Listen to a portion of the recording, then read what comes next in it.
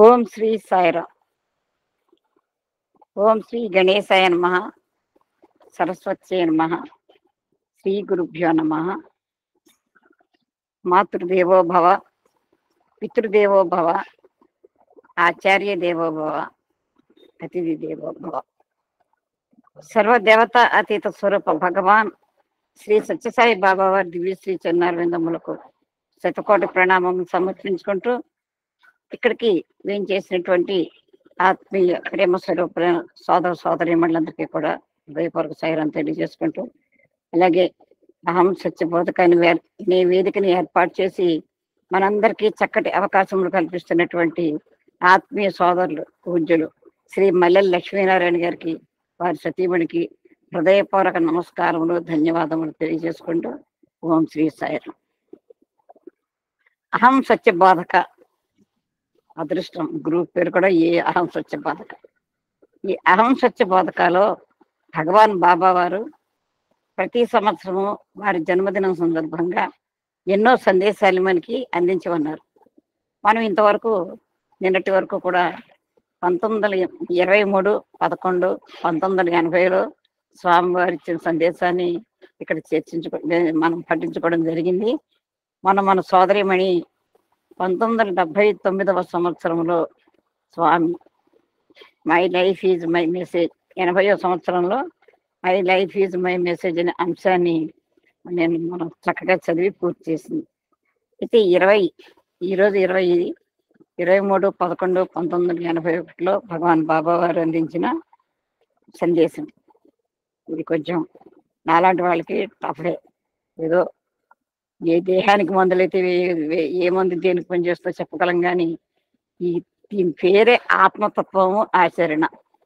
కొంచెం జాగ్రత్తగా మనం అర్థం చేసుకోగలిగినంత అర్థం చేసుకోవాలి.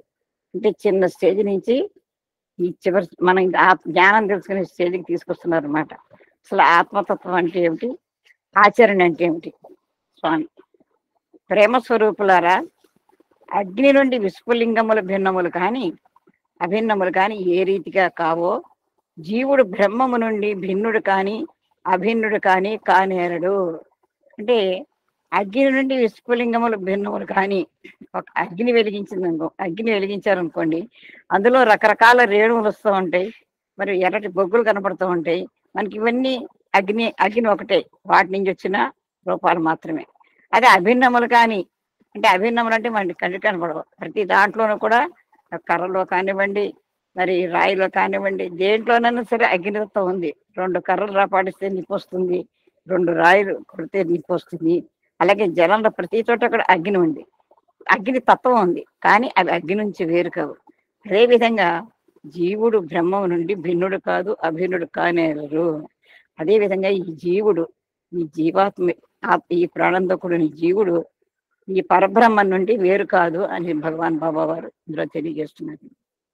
తర్వాత జననమునే నిజ జనులుగా జన్మించిన వారందరూ, జన్మించిన తర్వాత మనుజులైన వారందరూ, ధర్మ కర్మ మర్మం మెరిగి జీవించిన వారందరూ, జన్మమునే నరుడైతే వానరుడని మరెవరు.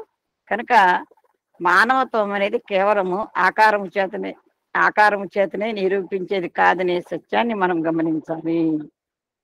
అంటే పుట్టుకతోటే నిజంగా మనం మానవులం కాదు. ఎంతమంది జన్మించారు పుట్టుకతో మానవులు? జన్మించిన మహానుభావులు కూడా ఉన్నారు. రామకృష్ణ పరమహంస, వివేకానంద, వీళ్ళంతా కూడా నిజ మానవులుగా జన్మించిన వారే, మన అవతార పురుషులంతా కూడా. జన్మించిన తర్వాత మనుషులైన వారందరూ, ఈ జనం వచ్చిన తర్వాత మనుషులుగా మారిన వాళ్ళు ఎవరు? ఎంతమంది? ధర్మ కర్మ మెరిగి జీవించిన వారందరూ. మనం ఎందుకు జన్మించాము, మన ధర్మం ఏమిటి, మనం చేసే కర్మ ఏమిటి అని ఆ రహస్యాన్ని తెలుసుకుని జీవించే వాళ్ళు ఎంతమంది? జన్మమునే నరుడైతే వానరులను మరెవరు? మనిషి పుట్టగానే మానవుడైపోతే వానరుడు అంటే మరెవరు? కనుక మానవత్వం అనేది కేవలం ఆకారం చేతనే నిరూపించేది కాదనే సత్యాన్ని మనం గమనించాలి. ఈ మానవత్వం అనేది మన ఆకారాన్ని చూసి, మన వేషభాషలను చూసి, మన సౌందర్యాన్ని చూసి, మన రూపాన్ని చూసి నిరూపించేది కాదు మానవత్వం అనేది అని మనం గమనించాలని స్వామి చెప్తున్నారు. దీనికి ఉదాహరణ స్వామి ఏం చెప్తున్నారంటే, బూరుగుకాయ కాదనే సత్యాన్ని గమనించాలి. బూరుకాయ చూడండి, ఇప్పుడు బూరుకాయలు ఎక్కడ కనబట్టలేదు. ఆ బూరుగుదు తీసి తరడల్లవి కొట్టేవారు. ఇప్పుడు అసలు బూరుగు చెట్లు ఎక్కడున్నాయో కూడా తెలియట్లేదు, అన్ని కొట్టేయడం అన్నది. ఈ బూరుకాయ పచ్చిగా ఉన్నప్పుడు మనకి దూరం నుంచి చూస్తే అది మామిడికాయలా కనపడుతుంది అనమాట. ఈ బూరుకాయని చూసి మామిడిని భ్రమించినట్లు ఆ బూరుకాయని చూసి భ్రమ. అది మామిడికాయలా ఉంది కాబట్టి అది మామిడికాయ అనుకుంటాం, భ్రమ. వెర్రి చెరకును చూసి చెరుకని నవ్వినట్లు. వెర్రి చెరుకు అంటే చెరుకులాగా ఉండే గడ, కణుపులతో ఉన్న గడ ఏది ఉందో, ఇప్పుడు మామూలు వెదరికడ కూడా చెరుగడలాగే ఉంటుంది. అది చిన్నగా ఉన్నప్పుడు అది చెరకు మొక్కను నవిలితే ఎలా ఉంటుంది, అదేవిధంగా పట్టిక రాయి రూపు చూసి కలకండాన్ని తూచినట్లు. పట్టిక ఏ విధంగా ఉంటుందంటే అచ్చు మన పట్టిక బెల్లంలాగే ఉంటుంది. కానీ పట్టిక బెల్లం కలకండ ఒక్కటి కాదు కదా. అదే విధంగా ఇవి రకరకాల రూపాలు చూసి ఇప్పుడు మనం పట్టిక బెల్లాన్ని చూసి పట్టికను చూసి పట్టిక బెల్లం అనుకోకూడదు. అలాగే తీపి లేని ఏదో కర్రనవిలి అది చెరకన్నట్టుగా ఇటువంటి భ్రమలు కాకుండా రూపాలు కూడా రకరకంగా ఉంటాయి కాబట్టి ఈ రూపాలను చూసి మోసపోకూడదు. ఈ కనిపించే రూపం కాదు మానవత్వము. దైవత్వం అనే మనుష్యత్వం అనే సత్యాన్ని గుర్తించాలి. అంటే ఈ మానవత్వం అంటే ఏంటంటే ఈ మనలో దైవత్వం ఉన్నది, మన లోపలనే దివ్య చైతన్యమైన ఆ దైవత్వం నిండి ఉన్నది అని ఆ మనుష్యత్వం అనే సత్యాన్ని మనం గుర్తించాలంటున్నారు భగవాన్ బాబా వారి ఈ పారాగ్రాఫ్. రెండవది, జీవతత్వము దేహము మనస్సు ఇంద్రియములతో కూడినంత వరకు దైవత్వము కంటే భిన్నముగా ఉంటుంది. జీవుడు కేవలము ఈ దేహం అనుకుని, ఈ మనసు అనుకుని, ఈ ఇంద్రియాలు మాత్రమే అని ప్రయాణం చేస్తుంటే అది కేవలం దైవత్వానికి భిన్నంగా ఉంటుంది. అసలు ఈ ఆత్మతత్వాన్ని తెలుసుకోలేదు. ఈ దేహం శాశ్వతము, ఈ ఇంద్రియాలు శాశ్వతము ఇలా అనుకుంటే ఆ దైవతత్వాన్ని మనం గమనించడం తేడాగా ఉంటుందని చెప్తున్నారు స్వామి. జీవ బ్రహ్మముల సంబంధ బాంధవ్యములు మోక్ష పర్యంతము ఏకత్వము కానేరదు. జీవుడు బ్రహ్మ చెప్పుకున్నాం, జీవాత్మ పరమాత్మ, వీటికున్న సంబంధ బాంధవ్యాలు ఎప్పుడు తెలుస్తాయంటే మనకి మోక్ష పర్యంతం. అంటే ఇక్కడ మన జ్ఞానం తెలిసే వరకు, అంటే ఇక్కడ అసలు ఆత్మతత్వం అంటే ఏమిటి, ఆత్మజ్ఞానం అంటే ఏమిటి, మోక్ష పర్యంతం అంటే మనం ఈ చివరికి మోక్షం వచ్చే వరకు అని కాదు, మనం ఆ ఎరుక తెలుసుకునే వరకు, ఆ జ్ఞానం తెలుసుకునే వరకు ఈ ఏకత్వం కానేరు దీనికి ఉదాహరణ ఏమిటంటే సముద్రం చేరినంత వరకు నది నదిగానే రూపనామములు ధరిస్తుంది. సముద్రం చేరిన తర్వాత రూపనామములు కోల్పోయి ఏకత్వం పొందుతుంది. ఈ రకరకాల నదులు ఉన్నాయి, గంగా, గోదావరి, యమున, ఇవన్నీ కూడా. ఈ గోదావరి ఇది కూడా వెళ్ళి సముద్రంలోనే కలుస్తుంది. ఇది మనకి కనిపించిన బయట కనపడినప్పుడు దీన్ని గోదావరి అంటున్నాము. సముద్రంలో కలిసిపోయిన తర్వాత ఇంకా గోదావరి ఆ సముద్రంలో కలిసిపోతున్న సముద్రం అంతే. అదే విధంగానే అనేకత్వంలో ఏకత్వాన్ని స్వామి చెప్తున్నారు. అదే విధంగానే జీవతత్వము దేహము మనస్సు ఇంద్రియములు అంతఃకరణతో కూడినంత వరకు దైవత్వంతో సంబంధము లేక భిన్నముగా ఉంటుంది. ఈ దేహము, ఈ జీవుడు ఉన్న దేహము, ఇంద్రియాలు, మనస్సు, అంతఃకరణం. ఇక్కడ స్థూలదేహం, సూక్ష్మదేహము. స్థూలదేహం అంటే మనందరికీ తెలుసున్నది. ఈ పంచ జ్ఞానేంద్రియాలు, ఈ కంటికి కనపడే ఇంద్రియాలతో కనపడేది స్థూలదేహం. ఇంకా అంతఃకరణములు కూడా మనందరికీ తెలుసు. మనస్సు, బుద్ధి, చిత్తము, అహంకారం అనే అంతఃకరణతో కూడినంత వరకు దైవత్వంతో సంబంధం లేక భిన్నముగా ఉంటుంది. అంటే ఇవన్నీ కూడి ఉన్నా కూడా మనకి లోపల సూక్ష్మ శరీరం ఉన్నది, పైన స్థూల శరీరం కనబడుతున్నది. అయినా సరే ఆ దైవత్వంతో సంబంధం లేకుండా వేరుగా ఎందుకు ఉంటుంది అంటే ఆత్మతత్వం నిరంతరము తనకై తానే ఉంటుంది. ఎప్పుడైతే ఈ ఆత్మతత్వాన్ని తెలుసుకుంటామో ఈ ఆత్మతత్వం ఎప్పుడు కూడా సాక్షిభూతంగా ఉంటుంది. ఇది ఇండిపెండెంట్ కాదు, డిపెండెంట్ అనమాట. సర్వస్వతంత్రమైంది ఆత్మతత్వము. అయితే మనకి ఈ ఇంద్రియాలతో కూడినంతసేపు ఆ దైవత్వం తెలియదు. ఎప్పుడైతే మనం ఆత్మతత్వం తెలుసుకుంటామో అప్పుడు మనకి దైవత్వం అనేది కనపడుతుంది. పదార్థ సంబంధమైన ప్రపంచము పరుల నిమిత్తమై ఉంటుంది. అట్టి పదార్థ స్వరూపమైన ప్రపంచమందు అనేకత్వము ధరించి అనేకత్వములో ఏకత్వం అనే సత్యాన్ని ముడుచుకొని తద్వారా దివ్యత్వమును ప్రకటిస్తుంది. ఏకత్వం అనే తత్వాన్ని ప్రతి మానవుడు గుర్తించడం అత్యవసరము. పదార్థ సంబంధమైన ప్రపంచం అంటే ఇక్కడ పదార్థ సంబంధమైనటువంటి మనకి కంటికి కనిపించే ఈ జగత్తంతా కూడా రకరకాల జీవ జీవరాశులతోటి, ఈ ప్రకృతితోటి, ఈ రకరకాలుగా కనిపించే ఇక్కడ పదార్థం అంటే రకరకాల వస్తువులు, అంటే రకరకాల వస్తువులు, ప్రాణ వస్తువులు, ప్రాణం లేనివి కనిపించి ఈ ప్రపంచం అంతా కూడా పరుల నిమిత్తమై ఉంటుంది. కానీ ఇట్టి పదార్థ స్వరూపమైన ప్రపంచమందు అనేకత్వమును ధరించి, అనేకత్వములో ఈ ఈ పదార్థ సంబంధమైన ఈ ప్రకృతి అంతట్లో కూడా, ఆ పరమాత్మ నుంచి వచ్చిన ఈ ప్రకృతి అంతట్లో కూడా ఆ ఆత్మతత్వం ఉంది. కాబట్టి ఇది ఉన్నది ఒకటే, అనేక రకాలుగా ధరించింది. ఆ అనేక తత్వంలో ఉన్న ఏకత్వాన్ని, సత్యాన్ని ఇముడ్చుకొని, అంటే ఉన్న భిన్నత్వంలో ఏకత్వం అన్నమాట.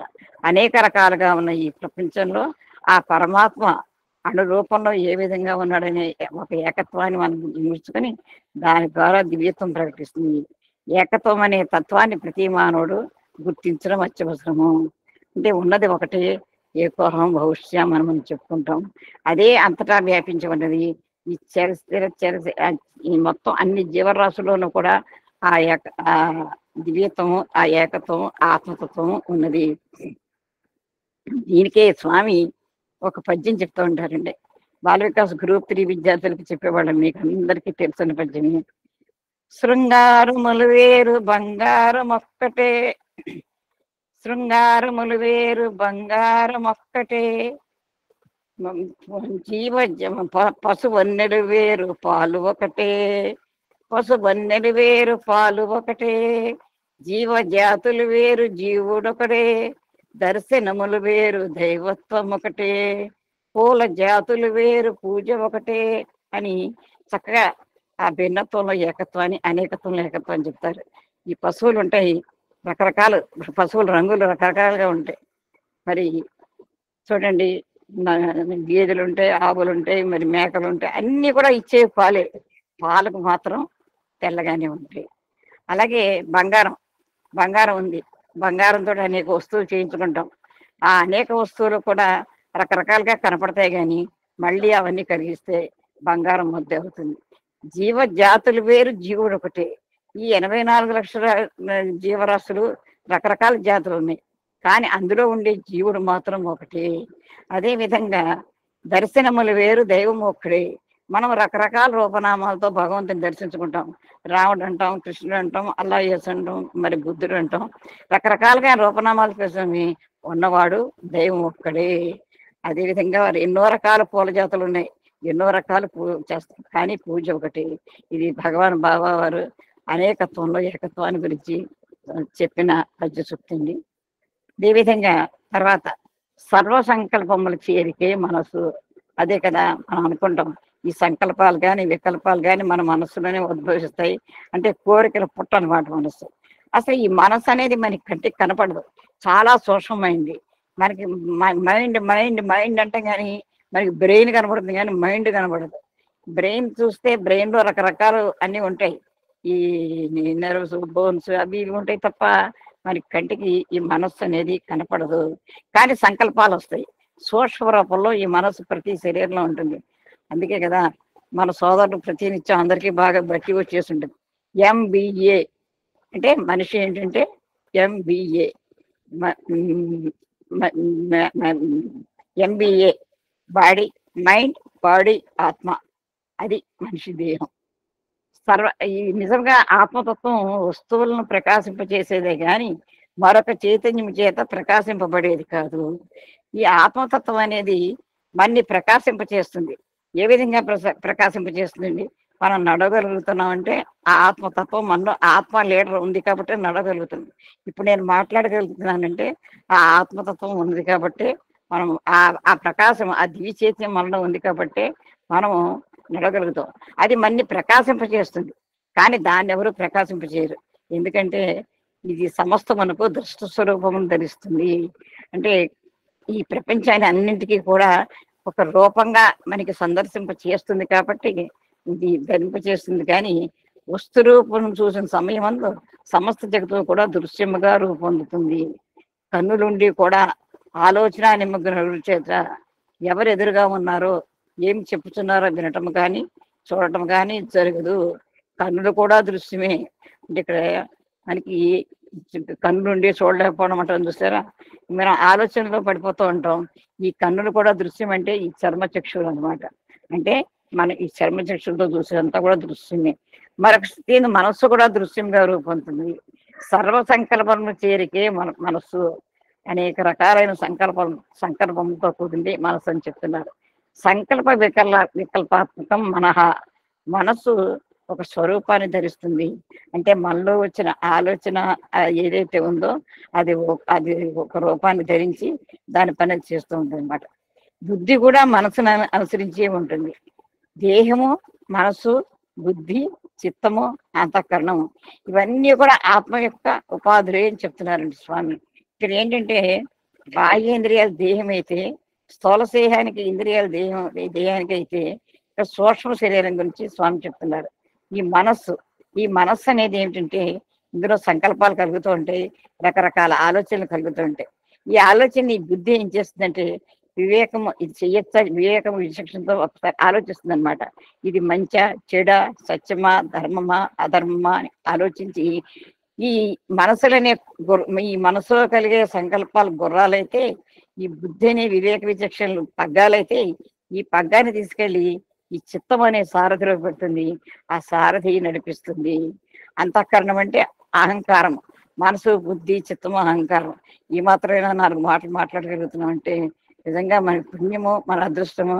శ్రీమాన్ పూజ్యులు డిఎస్ శాస్త్రి గారు ఈ వేదిక మీద మనం అడిగిన ప్రశ్నలకి వారు చెప్పే విధానాలను చూసి ఈ 4 మాటలైనా మాట్లాడి అర్థం చేసుకుని మాట్లాడగలుగుతున్నాం అంటే అదంతా కూడా మన లక్ష్మీనారాయణ గారు వారిని ఏర్పాటు చేసి వారిని మనకి అందించినందువల్ల ఈ 4 మాటలైనా తెలుసుకోగలుగుతున్నామండి. ఈ సూక్ష్మ శరీరంలో అహంకారము అని ఉంది కదా, ఈ అహంకారం అనేది నేను అంటే ఈ మనసు ఇంద్రియములతో కూడి బయటికి ప్రయాణించినప్పుడు అది నేను చేస్తున్నానని అహంకారం. నిజంగా కనుక మనం సూక్ష్మ రూపంలో ఈ మనస్సులో వచ్చిన ఆలోచనని బుద్ధితో ఆలోచించి ఆ చిత్తము సరైన మార్గంలో ప్రవేశించే అహంకారం అనే నేను ఏదైతే ఉన్నదో అది నిజమైన నేను, అదే ఆత్మ. ఇది అంతఃకరణాల గురించి చెప్పారు. మనసు, బుద్ధి, చిత్తము, అహంకారం. ఆత్మతత్వం మనకు మార్పులు ఉండవు. దేహమునికే చావు పుట్టుకలు, పరిణామ క్షీణములు, అభివృద్ధి, అసంతృప్తులు. ఆత్మకి ఇట్టి పరిణామములు కానీ, క్షీణదశలు కానీ, చావు పుట్టుకలు కానీ ఉండవు. ఆత్మకి చావు ఉంటుంది. మనం ఎన్నోసార్లు విన్నాం. ఆత్మకి చావు పుట్టుకలు లేవు. అది ఎప్పుడు మారదు. అది ఎప్పుడు సాక్షిభూతంగా ఒకేలాగా ప్రకాశిస్తూ ఉంటుంది. కానీ లౌకిక మంచంలో పడిపోయిన మానవుడు ఆ తత్వాన్ని, మనలో ఉన్న ఆ దైవత్వాన్ని గుర్తించలేక, ఆ ప్రజ్ఞానాన్ని గుర్తించలేక మనం రకరకాలుగా మసులుకుంటున్నాము. ఈ చావు పుట్టుక అనేది అసలు మనిషికి లేదు, ఆత్మకి లేదండి. మృతత్వం అనేది ఆత్మకి లేదు. ఎందుకంటే అది ఎప్పుడు శాశ్వతమైంది. ఈ చావు పుట్టుకలన్నీ కూడా జనన మరణ చక్రంలో పుట్టడము, చావడము కేవలం ఈ శరీరానికి మాత్రమే.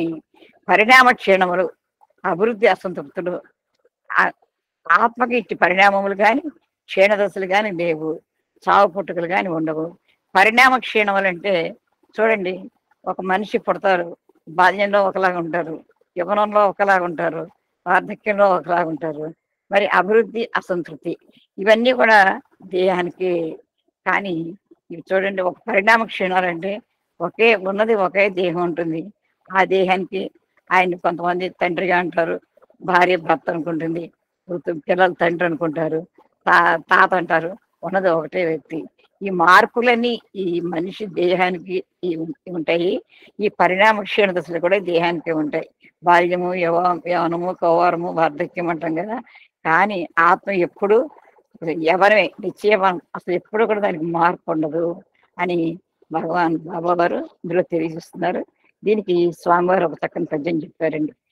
చావు పుట్టుకలేని శాశ్వతుండు, ఆది మధ్యాంతరహిడనాది వాడు, తాను చావక పుట్టక చంపబడక అంతటను సర్వసాక్షి అలరుచుండు.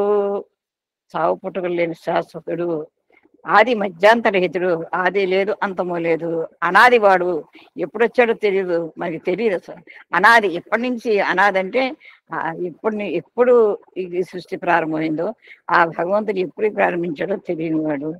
తాను చావక పుట్టక చంపబడక, చావు లేదు, పుట్టుక లేదు, ఎవరి చేత చంపబడదు. దీంట్లోనే భగవద్గీతలో కూడా మన కృష్ణ పరమాత్మ చక్కటి శ్లోకం కూడా చెప్పాడు. అంతటను సర్వసాక్షి అలరుచుండు, సాక్షిభూతుడిగా ఉంటూ ఉంటాడు. మనం చేసే పనులన్నీ కూడా సాక్షిభూతంగా చేస్తూ చూస్తూ మనలో ఈ దేహంలో ఈ 24 తత్వాలు కూడిన దేహంలో ఆత్మ అనేది ఒక లీడర్గా మనని నడిపిస్తూ ఉంటుంది. మొన్నే మన శాస్త్రి గారు చాలా చక్కగా దీని గురించి వివరించి చెప్పారు. కనుక సర్వమునకు ద్రష్ట అయినటువంటి బ్రహ్మతత్వాన్ని ఏ వ్యక్తి గుర్తించడానికి ప్రయత్నించినో అతని జన్మమే నిజమైన మానవత్వము. కానీ ఈనాటి మానవత్వం ఈ విశిష్ట పరివర్తన కానీ ప్రవర్తన కానీ కనిపించట్లేదు. ఇవి అజ్ఞానం యొక్క చిహ్నములే. కాబట్టి ఆ సర్వమునకు ఏ ద్రష్ట అంటే మనకి చూపించిన ఆ బ్రహ్మతత్వం ఏదైతే ఉందో ఆ దాన్ని ఏ వ్యక్తి గుర్తించడానికి ప్రయత్నిస్తాడో అది నిజమైన మానవత్వము. అసలు ఈ బ్రహ్మతత్వము, బ్రహ్మము, ప్రజ్ఞానం బ్రహ్మ, సర్వం కలిగం బ్రహ్మ అని చెప్పుకుంటున్నాం కదా. ఆ బ్రహ్మతత్వం ఏ విధంగా మానవుల్లో ఉంటుందో గుర్తించిందే నిజమైన మానవత్వం. కానీ ఈరోజు మా ఇటువంటి ఈ రోజుల్లో ఈ మానవత్వము, ఈ విశిష్ట పరివర్తన కానీ ప్రవర్తన కానీ కనిపించట్లేదు. ఇదంతా ఎందువల్ల జరుగుతుందంటే ఇవన్నీ కూడా అజ్ఞాన లక్షణాలు. అజ్ఞానం అనేది నేను ఎవరైనా తెలుసుకోకపోవడమే దీనికి కారణము. కనుకనే మానవత్వంలో తరచుట ఒకటి, అనుభవించడం మరొకటి జరుగుతున్నది. జీవిత సైకతములపై మానవుడు నిర్మించుకునే భ్రాంతి అనే పిచ్చుగోళ్లను నిర్దాక్ష్యముగా నేలకూల్చే పెనుభూతములు ఎక్కడి నుండో వచ్చుతున్నవి. రేకులు విప్పిన లేత మొగ్గలను నేలకూల్చే పెనుగాలులు వీచుతున్నవి. ఈ పెనుభూతమ్మతుల తత్వమును, ఈ పెనుగాడుపల తత్వమును మానవుడు అర్థం చేసుకోలేక తన వాంఛలేందు మాత్రమే తాను నిమగ్నుడై అజ్ఞానములో మునిగిపోతున్నాడు. కనుక తలంచిన తలపనకు ఫలించిన ఫలితము భిన్నముగా ఉన్నది. తలంచిది తాను అనుభవించినప్పుడే లేదా ఆచరించినప్పుడే ఫలితము తగిన రీతిగా దక్కుతుంది. ఈ మానవత్వం గురించి చెప్తూ తరిచేది ఒకటి, అనుభవించేది మరొకటి చేస్తున్నారు. ఇదే మనం చాలాసార్లు చెప్పుకుంటున్నాం. ఈ త్రికరణ శుద్ధి అనేది ప్రతి టాపిక్ లోనూ ఇది వస్తుందండి. ఒక మానవ జన్మ ఎత్తిన ప్రతి వాళ్ళు ఇది ఒక్కటి తెలుసుకుంటే చాలు. మనం ఏమి ఆలోచిస్తున్నాం, ఏం మాట్లాడుతున్నాం, ఏం చెప్తున్నాం, మన శేఖం శేఖం కర్మణ్యేకం ఆత్మానం అని చెప్తున్నాం కదా. ఇది ఇప్పుడు మానవత్వం ఎలా ఉందంటే జీవిత సైకితములపై ఈ జీవితం ఇప్పుడు ఒక ఇసుక ఉందనుకోండి, ఆ ఇసుకలో కూర్చొని ఆ గూళ్ళు కడుతూ ఉంటాం. మనం చక్కటి చిన్న పట్లు దూరేలా గూళ్ళు కడుతూ ఉంటాం. ఈ గూళ్ళు కట్టినప్పుడు ఒక పెద్ద గాలి వచ్చిందంటే ఆ గూళ్ళని కూలిపోతాయి అన్నమాట. అప్పుడు రేకులు విప్పి లేత మొగ్గలు నేల కూర్చే పెనుగాలులు వీస్తున్నాయి. ఎటువంటి పెనుగాలు మనలో వీస్తున్నాయండి? షడ్ వర్గాలు అక్కర్లేని చెడ్డ గుణాలన్నీ ఈ పెనుగాల రూపంలో మనలో వీస్తున్నాయి. ఈ భూతమ్మతుల తత్వమును, ఈ పెనుగాడుపుల తత్వమును మనం అర్థం చేసుకోలేకపోతున్నాము. ఈ పెనుగాలన్నీ మనలోనే ఉన్నాయి. వాటి తత్వాన్ని కనుక మనం అర్థం చేసుకుని ఈ మానవత్వాన్ని తెలుసుకుని ప్రయాణం చేస్తే మనం తరిచే తలంపు, మనం మాట్లాడే మాట, మనం చేసే చేత ఒకటిగా ఉన్నప్పుడే ఆచరించబడే మనకి తగిన ఫలం దక్కుతుందని భగవాన్ బాబు చెప్తున్నారు. ఆత్మ ఒక్కటి. ఇంత టఫ్ సబ్జెక్ట్ నాకు ఇచ్చారేంటో స్వామి, ఏదో పారాసిటమాల్ రాసుకునేదాన్ని నేను. ఆత్మ ఒక్కటే అయినప్పటికీ తన జ్ఞాన ప్రకాశమును సర్వత్రా ప్రసరింపచేస్తుంది. ఉన్నది ఒకటే ఆత్మ అయినా తన దివ్యమైన ప్రకాశాన్ని సర్వత్రా యావత్ ప్రపంచంలోనే కాదు మన దేహం అంతా కూడా వ్యాపించి ప్రకాశం చేస్తూ ఉంటుంది. వేదము రెండు ప్రధానమైన పదములను గుర్తించింది: నిత్యము, స్వగతము. అంటే నిత్యము అంటే శాశ్వతమైంది, స్వగతం అంటే లోపల ఉన్న గతం అంటే ఆత్మ. భూత భవిష్యత్ వర్తమానములందు మార్పు చెందని స్థితి నిత్యము. ఈ నిత్య సత్యం అని చెప్తూ ఉంటాం కదా. దీనికి భూతకాలంతో కానీ 3 కాలాలకి సంబంధంలో మార్పు ఉండదు. ఒక ప్రదేశం అందుండి సర్వత్రా జ్ఞాన ప్రకాశం వ్యాపింపచేయనిది స్వగతము. అంటే ఒక ప్రదేశం అందే ఉంటుంది, సర్వత్రా జ్ఞాన ప్రకాశం అని వ్యాపించేది స్వగతం. అంటే మన దేహంలో ఆత్మ ఉన్నది. ఈ ఆత్మ మన శరీరం అంతా కూడా, అంటే మనం నడుస్తున్నామంటే ఈ ఆత్మ ప్రకాశం వల్లే నడవగలుగుతున్నాం. ఇప్పుడు నేను మాట్లాడుతున్నానంటే మనలో ఉన్న ఆ స్వయం ప్రకాశం ఆత్మతత్వం ద్వారానే, ఆ ప్రజ్ఞానం ద్వారానే మాట్లాడగలుగుతున్నాం. మనం చూస్తున్నామంటే మనం ఆ ఆత్మ ఆ ఆత్మ అనే జ్ఞానం ద్వారా, ఆ ప్రకాశం ద్వారా, ఆ చైతన్యం ద్వారా మనం చూడగలుగుతున్నాము.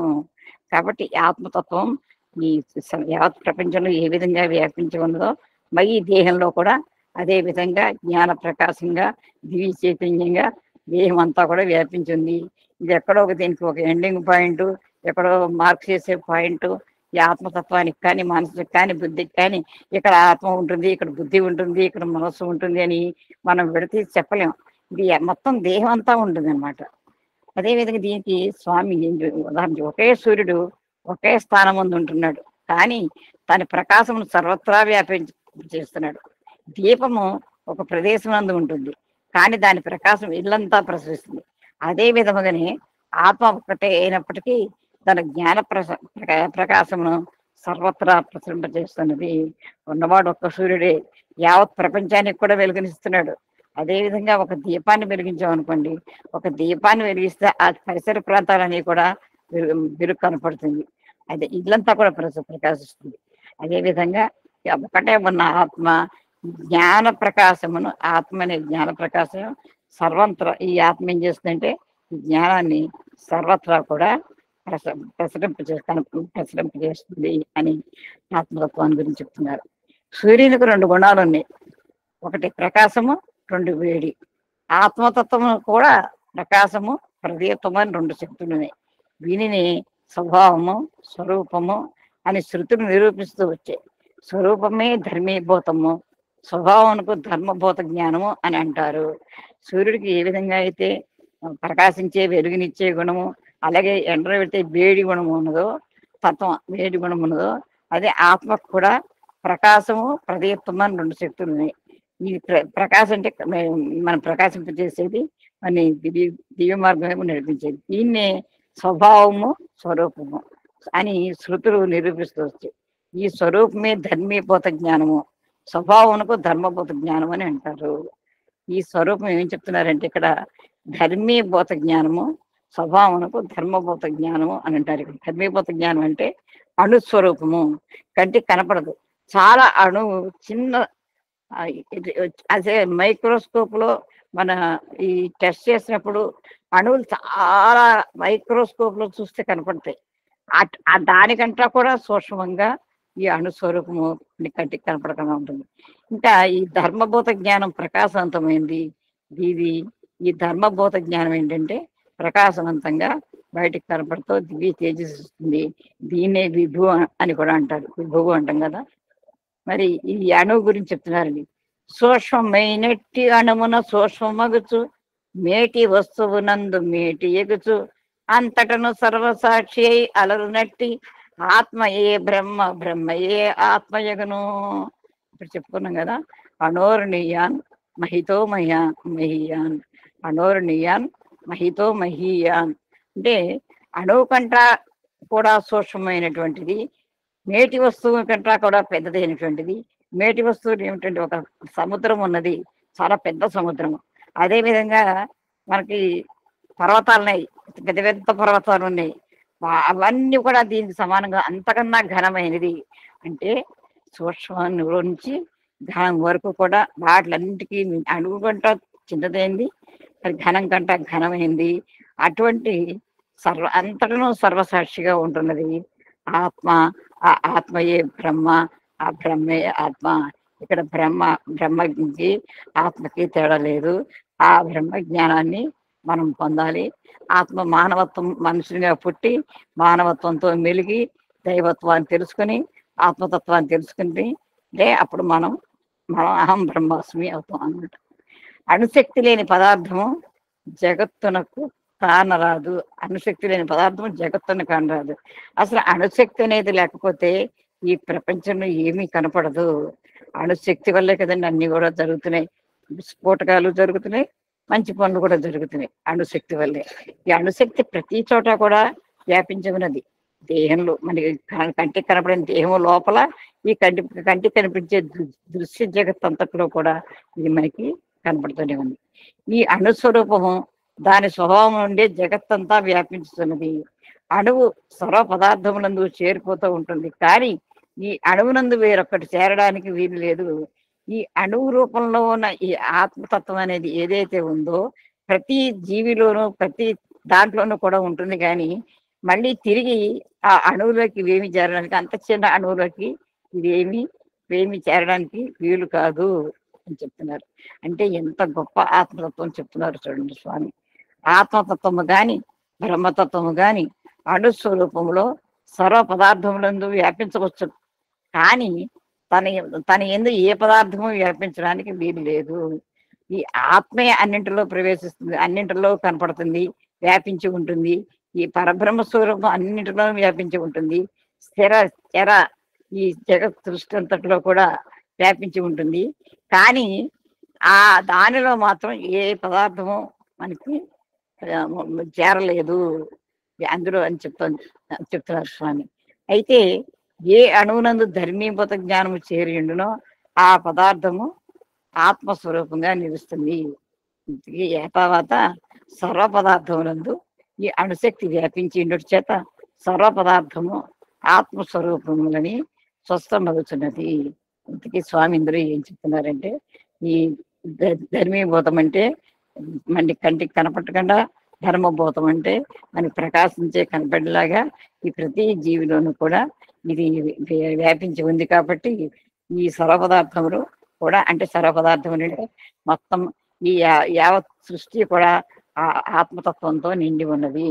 ఆత్మ యొక్క స్వరూపాలే ప్రతిదీ కూడా అని ఇందులో స్పష్టంగా స్వామి తెలియజేస్తున్నారు.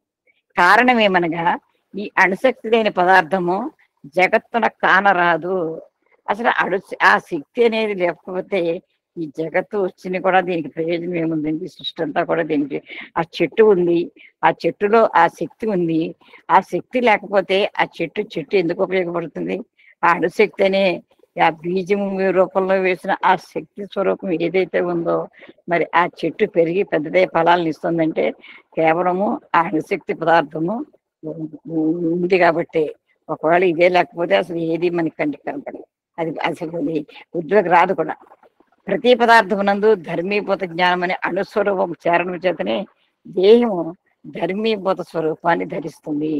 ధర్మీభూత జ్ఞానం అనే దాన్ని ధర్మభూత జ్ఞానం క్రింద మన దేహముగా మార్చుకున్నాము. దేహమంది ఈ ధర్మీభూతం అనే అణుశక్తి సర్వత్రా వ్యాపించి ఉండడం చేత ఆత్మస్వరూపం అనే మానవత్వం అనే సత్యాన్ని గుర్తించుకోవాలి. పదార్థములు ఎన్ని మారినప్పటికీ దీనిలో ఉన్న అణుశక్తి మారడానికి వీలు లేదు. ఎన్ని రకాల దేహాలు వచ్చినా, ఎన్ని రకాలు వచ్చినా ఈ అణుశక్తిలో ఉన్న ఆత్మతత్వం మాత్రం ఒకటే. ఇదే దేహంగా మనకి ఈ కంటికి కనబడిన ఆత్మతత్వం ఏదైతే ఉందో అది ప్రకాశవంతమైన ఈ దేహంగా మనం మార్చుకున్నాము. ఈ భగవాన్ బాబా గారు చెప్తున్నారు. దీనికి ఒక ఉదాహరణ నిన్నే మన సోదరుడు కూడా చెప్పారు, అదే మళ్ళీ ఇందులో ఇవ్వడం వచ్చింది. ఇది ఒక వెండి టంబ్లర్. ఇది ధర్మభూత జ్ఞానం. అంటే మనకి ఎలా కనబడుతుంది? అది ఒక వెండి గ్లాసు, వెండి గిన్నె, వెండి పాత్ర ఒక పాత్ర రూపంలో కనబడుతుంది. అది ధర్మభూత జ్ఞానం అని చెప్తున్నారు. అంటే కంటికి కనపడుతుంది కదా, చక్కగా మెలమెల మెరుస్తూ, వెండితో మెరుస్తూ, తలతల మెరుస్తూ ఒక పాత్ర రూపంలో, ఒక గ్లాసు రూపంలో, ఒక గిన్నె రూపంలో మనకి కనపడుతుంది. ఇది కార్యరూపము. అయితే ఇది కార్యరూపంగా మనకు కనపడుతుంది. అయితే దీనికి కారణం ఏంటి? దీనికి కారణం వెండి.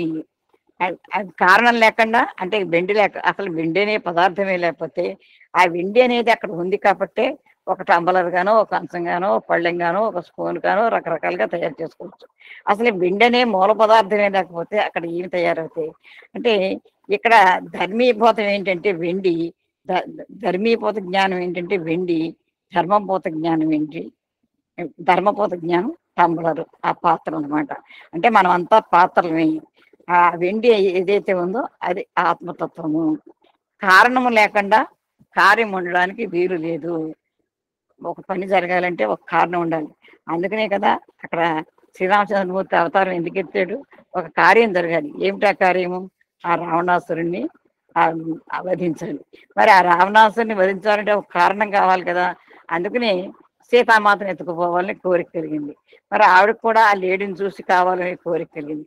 ఇలా ఈ కారణాలన్నీ ఒక కార్యం జరగడానికే జరుగుతూ ఉంటాయి కాబట్టి ఈ స్వరూప స్వభావాలన్నీ కూడా కార్యకారణ సంబంధమైనటువంటివి. ఈ స్వరూపం నువ్వు ఎన్ని విధములుగా మార్చినప్పటికీ ఇందులో ఉన్న వెండిని మార్చడానికి వీలు లేదు అని చెప్తున్నారండి భగవాన్ బాబా వారు. ఒక కార్యానికి ఒక కారణం ఉంటుంది.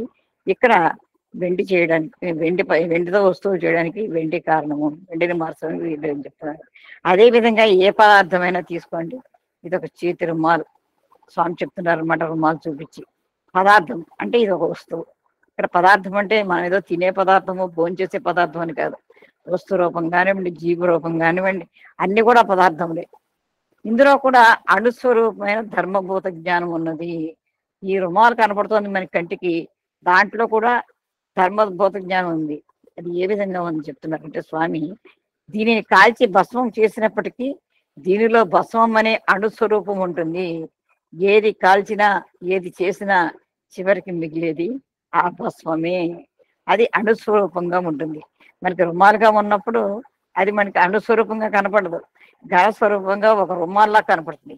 ఎప్పుడైతే దాన్ని మనం దాన్ని కాలుస్తామో అది భస్మ రూపంలో ఉంటుంది, అణుస్వరూపంలో.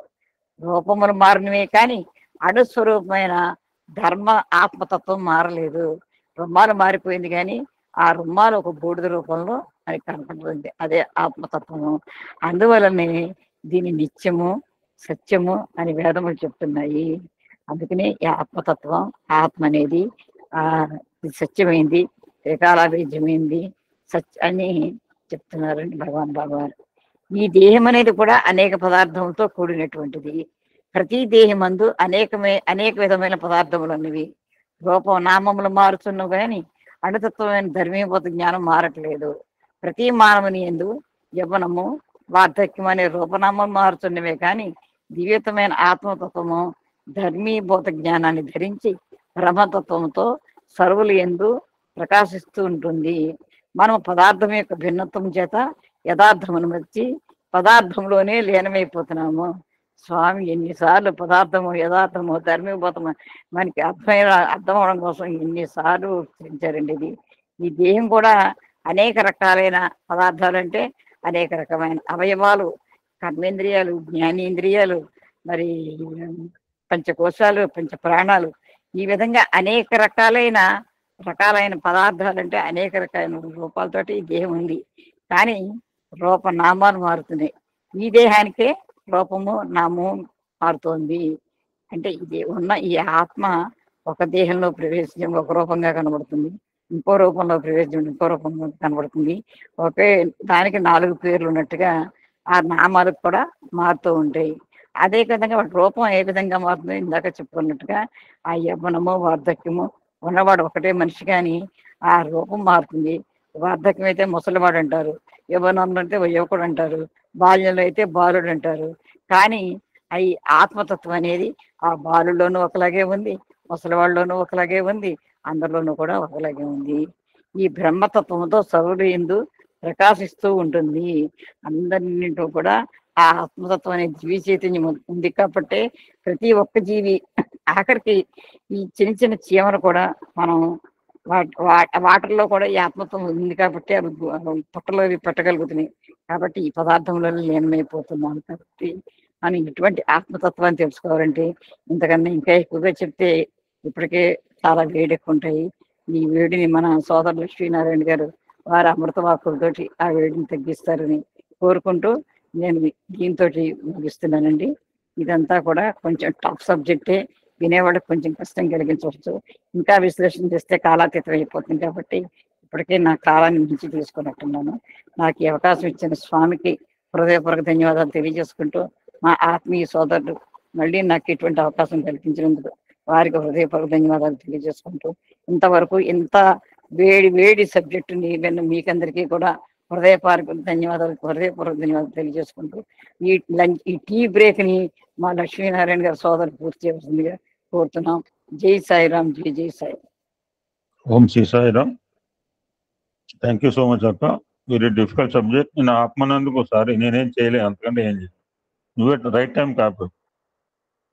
I can review tomorrow and continue tomorrow topic ఇక్కడ నుంచి. యాక్చువల్గా ఇప్పుడు నేను చెప్పబోయే అంశము ఈరోజు టాపిక్లో నాకు నిర్దేశించిన దాంట్లో లేదు. రాత్రి నేను అరౌండ్ 10 గంటల ప్రాంతంలో నా స్పిరిచువల్ డైరీలో ఒక కాన్సెప్ట్ రాసుకున్నాను. ఈ మధ్య మీకు పెట్టాను వారం రోజుల క్రితం. ఎంతమంది చూశారో. ఏం చూస్తారు సముద్రంలో? ఇప్పుడు ఆవిడకి ఈ ప్రస్తావన వచ్చింది, నాకు కళ్ళు ఉన్నాయి, కళ్ళు ఉంటే సరిపోవు, నోరు ఉంది, చైతన్యం ఉంది కనుక మాట్లాడుతాను. పోయిన తర్వాత ఆ నోరు ఉంటుంది కానీ అప్పుడు మాట్లాడదు. నాన్న మాట్లాడు, నాన్న ఏం మాట్లాడతాడు, నాన్న చూడు ఏంటి చూసేది, అంత చైతన్య లెఫ్ట్. దానికి మంచి పేరు పెట్టింది, అంటే పేర్లు ధర్మి, జస్ట్ కాల్ ధర్మి. ఇప్పుడు చైతన్యకి మరొక పేరు ధర్మి. నేను ఆల్రెడీ వచ్చింది ధర్మి, కొత్తదేం కాదు. నేను చెప్పిన దానికి ఇప్పుడు మీకు అమ్మ మంచిగా లింక్ ఇచ్చింది. ఎస్టర్డే ఐ నేరేటివ్ అబౌట్ ధర్మి, డోంట్ ఫర్గెట్ ఇట్. ఈ చిన్న అంశం చూసి I want to relax today. ఆవిడ కొంచెం హీటెడ్ సబ్జెక్ట్ కనుక మిమ్మల్ని కాస్త ప్రశాంతి నిలయం తీసుకెళ్తాను. ఇవాళ నేను 4 సంవత్సరాలు అయింది ప్రశాంతి నిలయం పోక. కరెక్ట్గా ఈ రోజుకు 4 years బ్యాక్ ప్రశాంతి నిలయంలో ఉన్నాను. నా బాల వికాస్ స్టూడెంట్కి బెస్ట్ అల్యూమిని అవార్డు 4 సంవత్సరాలు అయింది. చాలా ఊళ్ళు తిరుగుతున్నా కానీ పుట్టపర్తి మాత్రం పోలేకపోయాను. కారణం నాకు తెలియదు. Just I want to go to Prashanti Nilayam. I also take you to Prashanti Nilayam happy. దానికి ముందు చిన్న ఇందాక కళ్ళు చెవులు అని చెప్పింది. అది మంచి ఆవిడ. నేను మాట్లాడుతున్నా నేనైతే చెప్తాను, మీరు వింటున్నారు కనుక మీరు చైతన్యం ఉంటుందని వింటున్నారు. నేనైతే ఇలానే చెప్తా. ఆవిడ మంచి ఆవిడ. నాలో చైతన్యం ఉంది మాట్లాడినా అంది. నేనైతే మీలో చైతన్యం ఉంది కనుక వింటున్నారు, ఈ రకంగా మాట్లాడుతాను నేను. ఒక శిష్యుడు ఒక గురువు గారిని అడిగిన ప్రశ్న, నేను స్టార్ట్ చేస్తాను, ఎవడైనా చదివిన వాళ్ళు కంటిన్యూ చేయొచ్చు. ఇఫ్ ఎనీబడి ఈ ఆర్టికల్ చదివి ఉంటే ఓకే అక్క, వెరీ హీటెడ్ సబ్జెక్ట్, అవి రివ్యూ రేపు ఆ పేర్లు రివ్యూ చేసి ముందు తీసుకెళ్తా. నేను ప్రారంభం చేస్తాను, ఎవడైనా చదివితే subject you can continue it, then I can stop it. ఒక శిష్యుడు గురుగారిని అడిగేట, భగవంతుడు సర్వాంతర్యాపి అంటారు కదా, మరి హృదయంలో ఉండే హరిని వెతకడానికి మనుషులు ఎంతో కష్టపడి దేవాలయాలకు ఇప్పుడు అన్నాను కదా, ఇదే టాపిక్. 4 సంవత్సరాలు నేను పుట్టపర్తి పోలేదు. దేవుడు స్వామి మా ఇంట్లో లేరా, స్వామి మా ఇంట్లో లేరా అని చెప్పి గుళ్ళకు గొప్పరాలు పోకుండా ఉంటే తప్పు. అలా అట్లా మాట్లాడితే అట్లా మాట్లాడతా. నాలో ఉన్న స్వామిని చూడకుండా నేను దేవాలయం ఎందుకు పోతుంటారు అని ఒక శిష్యుడు అమాయకంగా అడిగారు గురువుగారు. గురువుగారు చాలా తెలియగలవాడు. గురువుగారు చెప్పిన జవాబు ఎవరైనా చెప్తారా? చదివారా ఇది ఆర్టికల్? ఓకే, టైం వేస్ట్ చేయదలుచుకున్నది. గురుగారు ఏం చెప్తున్నారు వినండి. ముఖం మన దగ్గరే ఉంది, కానీ మన కంటికి మన ముఖం కనిపించదు. కనబడటానికి అద్దంలో చూసుకుంటాం, అద్దంపై ఆధారపడితేనే మన ముఖం మనకు కనిపిస్తుంది. సారీ, అద్దంలో ప్రాణం లేదు, కంటికి ప్రాణం ఉన్నా ప్రాణం లేని అద్దంపై ఆధారపడితేనే మన ముఖం కనిపిస్తుంది. అలాగే తెలుసుకోవాల్సిన మనం ఇక్కడే ఉన్నాం, తెలియదేని దేవుడు ఇక్కడే ఉన్నాం. అందరండి, తెలుసుకోవాల్సిన మనం ఇక్కడే ఉన్నాం, తెలియదు ఒక్కొక్క ఊళ్ళో ఉన్నారు, డిఫరెంట్ ప్లేసెస్ లో ఉన్నారు. మీరందరూ 45 ఊళ్ళలో ఉన్నారు, ఏ ఒక్కడు ఒక ఊళ్ళో లేరు. తెలుసుకోవాల్సిన మనం ఉన్నాము, తెలియదగిన దేవుడు ఉన్నాడు, మీ దగ్గరే ఉన్నాడు. కానీ ఆ తత్వం చూడటానికి ఈ రెండు కాకుండా మనం ఏదైనా ఒకటి అద్దం లాంటిది కావాలి.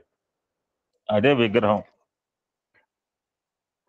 అదే విగ్రహం అండి. భగవంతుడు అంతా ఉంటాడు అనుకున్నప్పుడు విగ్రహంలోనూ ఉంటాడు. అందులో భగవంతుని చూసే భక్తి మనకి కావాలి. మనలోని భక్తి, విగ్రహం ఈ రెండు అద్దం లాంటి ఫలితాన్ని అందిస్తుంది. అందుకే భగవంతుని సాక్షాత్కారం పొందవచ్చు. For that purpose we have to go to Prashanti Nilayam, Kashi, Rameswaram, Vijayawada, Srirangam. గుళ్ళు గోపురాలకు ఎందుకు పోవాలంటే ఎందుకు వెళ్ళాలి. ఈ రాత్రి రాసుకున్నాను డైరీలోనండి. ఇందాక ఆవిడ ఈ కళ్ళు ఏదైనా ప్రస్తావన వచ్చేటప్పటికి ఐఎమ్ టేకింగ్ దిస్ సబ్జెక్ట్.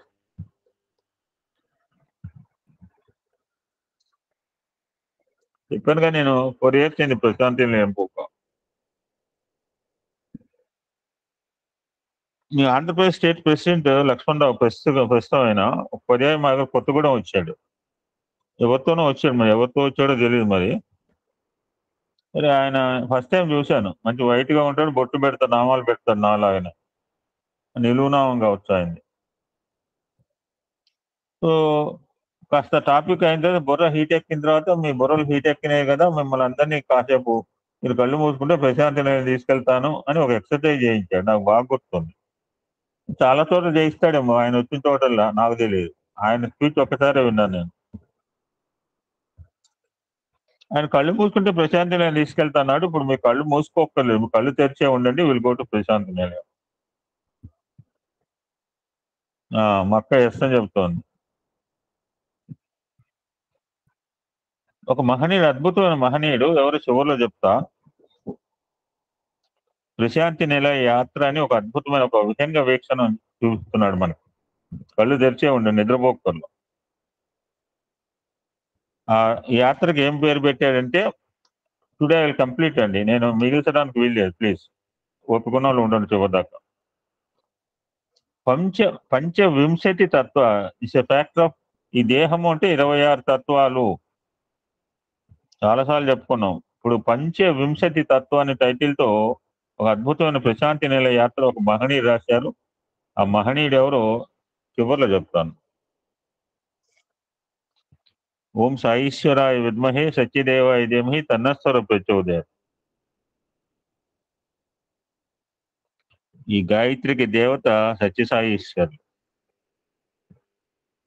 ఈ గాయత్రి మంత్ర ద్రష్ట, ఋషితుల్యులు, వేదాంగ వేదార్థ నిష్ఠా గరిష్ఠులైన శ్రీశ్రీలు గండికోటి సుబ్రహ్మణ్య శాస్త్రి గారు.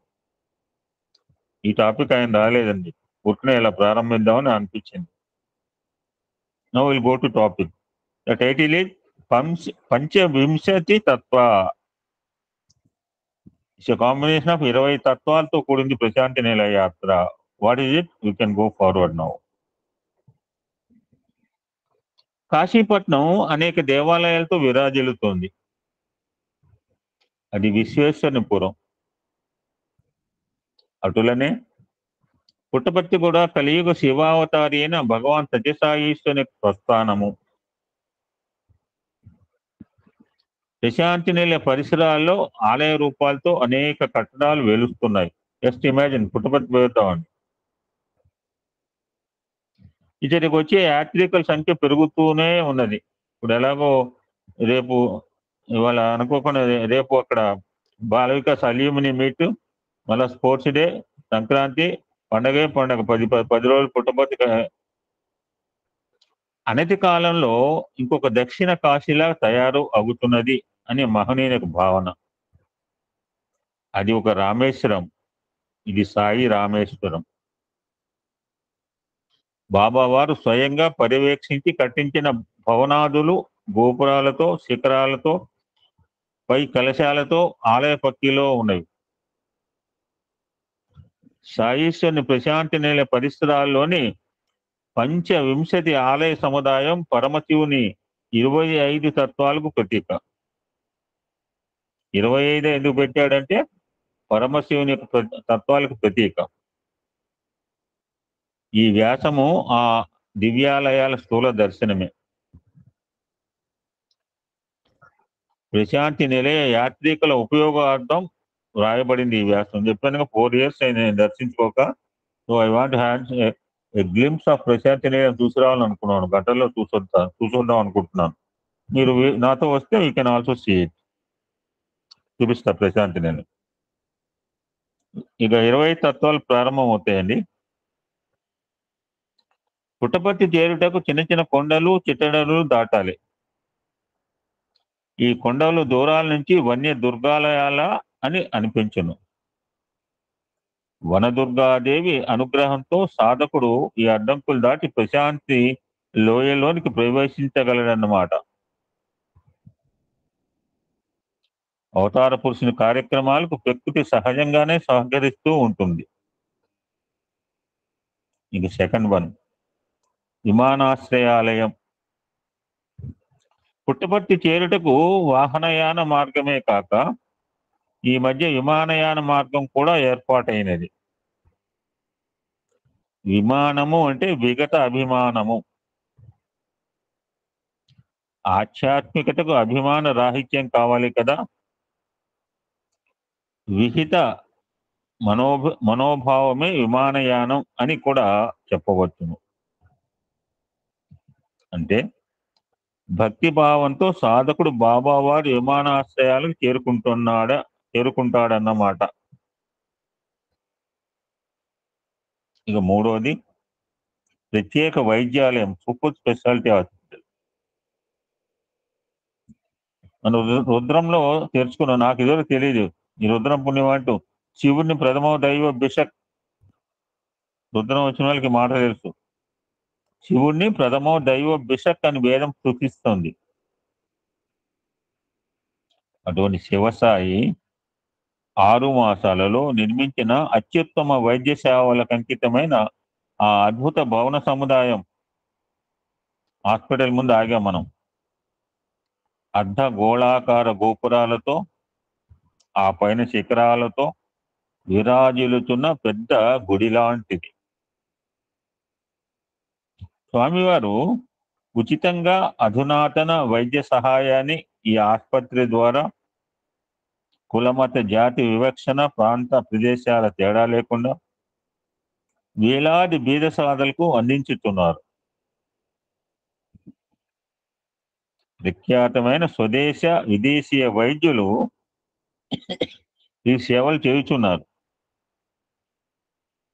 అనతి కాలంలోనే ప్రపంచ ప్రఖ్యాతిని పొందినది ఆసుపత్రి. ఇది బహుశా ఈ ఆర్టికల్ హాస్పిటల్లో వచ్చిన 5 సంవత్సరాలుగా రాసినట్టున్నారు మహనీయులు. ఈ వైద్యాలయంలో సాధకుడు రోగ నివృత్తి చేసుకున్న తరువాతనే సాయిధామం అంటే ప్రశాంతి నిలయ అనుభవం అతనికి కలుగునన్నమాట.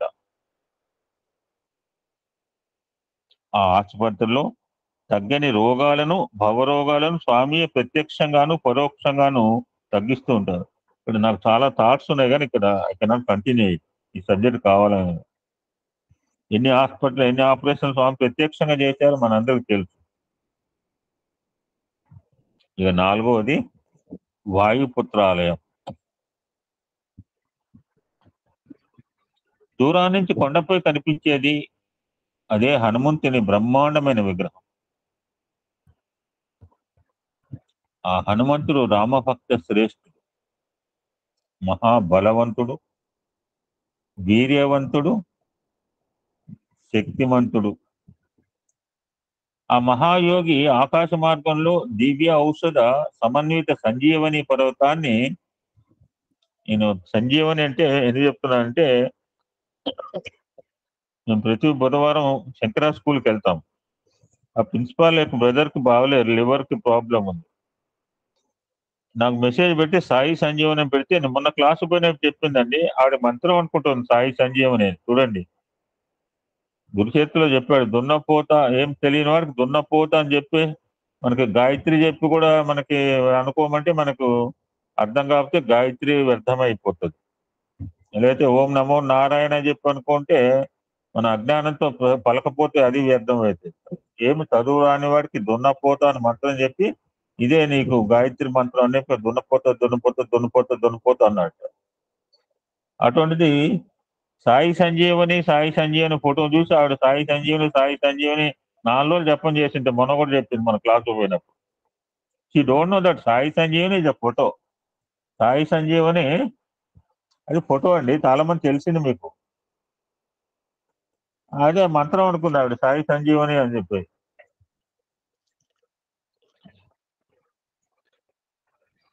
అటువంటి సంజీవని చేతిలో పట్టుకుంటాడు. సంజీవని పర్వతాన్ని అవలీలగా ఎత్తుకొని వచ్చి ఎవరికి ప్రాణప్రదానం చేశాడండి? To whom? లక్ష్మణుడు. అంతే అంతే. లక్ష్మణ్కి ప్రాణప్రదానం చేశాట. అతన్ని సాధకుడు ప్రార్థించినతో ముందుకు నడిచి ఆధ్యాత్మిక గమ్యస్థానమైన సాయిధామాన్ని చేరగలడు. తర్వాత 5వది వివిధ వయః పశు వర్ధనాలయం, గోకులం. పాలు పుష్టివర్ధకాలు. ఆ గోకుల ప్రాంగణంలో గోపాలకృష్ణుని దివ్య మంగళ విగ్రహం కనిపించింది. చూడండి, కృష్ణుడు ఉన్నాడు ఒక విగ్రహం. అది ప్రతిష్ట కూడా మన వీడియో చూస్తాం. Just imagine. గోపాలుడు అంటే ఇంద్రియాలను పాలించి పోషించువాడని అర్థం. గో పాల ఇద్దరు డివైడ్ చేసుకున్నట్ట. ఒకడు ఆవులు పట్టుకున్నాడు, ఒక సస్యం. ఒకడు పంటలు, ఒకడు పాడి పంటలు అన్నమాట. బలరామకృష్ణుడు. సాధకుడు ఆ కృష్ణ పుష్టి మార్గాన్ని, ఎడమవైపు గోకులం ముందు ఉన్నాం, ఆ సాధకుడు ఆ కృష్ణ పుష్టి మార్గాన్ని అనుసరించి సాయిధామాన్ని సులభంగా చేరగలడు. ఆరోది, విద్యార్థి వసత్యాలయం. ఇది గోకులానికి పక్కనే ఉన్నది. సాయి గురుదేవులు వేలాది విద్యార్థులకు ఉచితంగా వసతి సదుపాయాలు ఏర్పాటు చేసి వారే స్వయంగా విద్యార్థులను కనిపెట్టి సరిదిద్ది వాళ్ళను ప్రేమతో సక్రమ మార్గంలో నడిపించున్నారు. ఈనాడు పిల్లలు ఎలా ఉన్నారంటే, రాత్రి ఒక వీడియో పెట్టాను. వాళ్ళ నాయన అన్నట్టు ఎక్కడికి వెళ్తున్నావు అనేప్పటికీ అలిగిపోయి బెడ్రూమ్ లో కూర్చుని కింద మీద వేసి నాన్న హంగామా చేసింట. ఇలాగో వాళ్ళ అమ్మ పోయింట. ఏంటి అంటే, నాన్న ఏమన్నాడు మీ నాన్న, ఎక్కడికి వెళ్తున్నావమ్మా, ఎందుకు వెళ్తున్నావు అని కూడా అడగలేదు. ఎక్కడికి వెళ్తున్నావు అనేది దాని హంగామా. అంటే తండ్రి కనిపెంచి పెద్ద ఎక్కడికి వెళ్తున్నావు అని అనకూడదుట. ఆ వీడియో చూడండి ఎంత బాగా చెప్పాడు. ఒక పర్సనాలిటీ డెవలప్మెంట్ క్లాస్ లో చెప్తున్నా, ఆయన మాట్లాడుతున్నాడు వీడియో. ఇది నేటి పరిస్థితులండి. అంటే ఏం చేస్తారో తెలియదు, అనాలన్నా భయం కన్నా తల్లిదండ్రులకి. కానీ స్వామి అలా కాదు, వాళ్ళని కనిపెట్టి సరిదిద్ది వాళ్ళని ప్రేమతో సక్రమ మార్గంలో నడిపిస్తున్నారు. ఇది ఒక విశాల మందిరం. ఒకసారి మీరు అంటే పిల్లలు కావచ్చు, మీ పిల్లలు కావచ్చు, ఎవరైనా ఆ యొక్క స్కూల్ కానీ లేకపోతే అక్కడికి వెళ్తే మీకు తెలుస్తుంది ఎలా ఉంటుందో ఆ ఎన్విరాన్మెంట్. చాలా మందికి అనుభవం ఉండొచ్చు ప్రాక్టికల్ గా. I had 10 years experience. 10 సంవత్సరాలు ఆ స్కూలు ఆ వాతావరణంలో తిరిగే అవకాశం ఆయన కల్పించారు. ఎచ్చట చూసినా సాయీశ్వరి దివ్య చిత్రాలతో నిండి ఉన్న ఆలయ సదృశ్యం. ఇది కాదు విద్యార్థి వసత్యాలయం, అకామిడేషన్ అన్నమాట. 7th one విశ్వదర్పణాలయం, రైట్ సైడ్ అనమాట. లెఫ్ట్ సైడ్ చూసిన తర్వాత ఇప్పుడు విశ్వదర్పణాలయం దగ్గరకు వచ్చాం. కాస్త ముందు ఒక 4 అడుగులు వేస్తే ప్లానిటోరియం. ఇది విద్యార్థి వసత్యాలయానికి ఎదురుగా ఉన్నది. అది పుట్టపర్తి చూసిన వాళ్ళకి తెలుస్తుంది. Both are opposite face.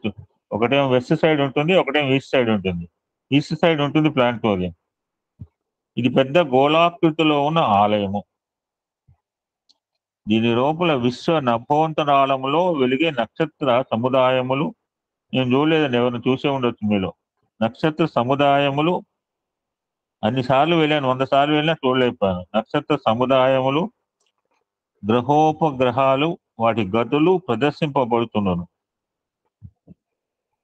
విశ్వము విష్ణుదేవుని విచిత్ర మాయామాత్ర అని సాధకుడు గ్రహించాలి.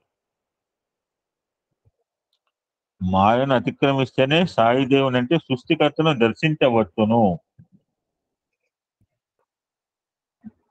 సాయి అనుగ్రహంతో సాధకుని గ్రహాల బాధ, గ్రహపాట్లు ఉండవు. సో ఈ గ్రహాలన్నీ కూడా భగవంతుని చేతిలో ఉంటే కనుక మనం ఆ గ్రహం ఏం చేస్తుందా, ఈ గ్రహం చేస్తుందా అని ఇంట్రెస్ట్ వాళ్ళు చూసుకోవచ్చు. కొంతమంది ఒక ఆయన ఎప్పుడు 24 గంటల చేతిలో పంచాంగం అండి బాబు. 24 గంటల చేతిలో పంచాంగం భగవద్గీత రామాయణం ఉంటే బాగుంటుంది. 24 గంటల పంచాంగం చేతిలో పెట్టి ఏం చూసుకుంటాడండి? చూసిందే చూసి. సో భగవంతుని చేతిలో ఈ గ్రహాలు ఉంటే కనుక మన భగవంతు అనుగ్రహానికి, అదే చెప్తాను, సాయి అనుగ్రహంతో సాధకులకు ఆ గ్రహాల పాట గ్రహపాట్లు ఉండవు మన ఎవరికి కూడా. ఈ సందర్భంలో విశ్వం దర్పణ దృశ్యమాన నగరీతుల్యం నిజాంతర్గతం అనే శంకరాచార్య ప్రణీత దక్షిణామూర్తి స్తోత్ర పంక్తి జ్ఞాపకానికి వచ్చింది ఆయనకి. రాసిన మహనీయుడు అనుభవం. అంటే అద్దంలో నగరం ప్రతిబింబించినట్టుగా యోగి యొక్క అంతరాత్మలో విశ్వమంతా ఇప్పుడు ఆత్మతత్వం కూడా చెప్పిన ఆత్మ లేని ఎక్కడ ధర్మి అన్ని చోట్ల అందరిలో ఉన్నది ధర్మి. 8th వన్ విచిత్ర క్రీడా మైదానాలయ. దీని దక్షిణం వైపున శాంతి వేదికాలయం అనేక దేవతా విగ్రహాలతో కూడి ఉన్నది. మైదానానికి పశ్చిమ దిక్కులో ఉన్న కొండ చర్యలు, ఇప్పుడు ఇక్కడికి వచ్చాం అనమాట, రివ్యూస్ చేయడానికి వచ్చాం. మైదానానికి పశ్చిమ దిక్కులో ఉన్న కొండ చర్యలు సర్వమత సామరస్య పూర్వకంగా వరుసగా శ్రీ గోపాలకృష్ణ, శివ, బుద్ధ, జోరాస్టరు, క్రీస్తు ప్రతిమలతో, ఇస్లాం మత చిహ్నాలతో అలంకరించబడి ఉన్నాయి. ఇవి మనకి ఏంటి చెప్పడానికి, ఏకం సత్ సుప్రా బహుదా వదంతి అనే శృతివాక్యం ప్రకారం దేవుడు ఒక్కడే, కానీ మూర్తుల నామరూపాలు వేరు. భిన్నత్వంలో ఏకత్వం దర్శనం చేయటమే ఆధ్యాత్మికత. ఇది వెరీ వైటల్ అండి. ఎవడన్నా స్పిరిచువాలిటీ గంటల తరబడి చెప్తాడు, ఈ డెఫినేషన్ ఎవరు చెప్పడు. భిన్నత్వంలో ఏకత్వం చూడటం స్పిరిచువాలిటీ. ఈ వివిధ క్రీడాలయ రంగస్థలంలో స్వామి పర్యవేక్షణలో విద్యార్థుల చిత్ర విచిత్ర విన్యాసాలు. నాలుగు స్పోర్ట్స్ డే వస్తుంది. నేను 10 సంవత్సరాలు చూశాను స్పోర్ట్స్ డే. స్వామి అంటుంటారు, life is a game dash,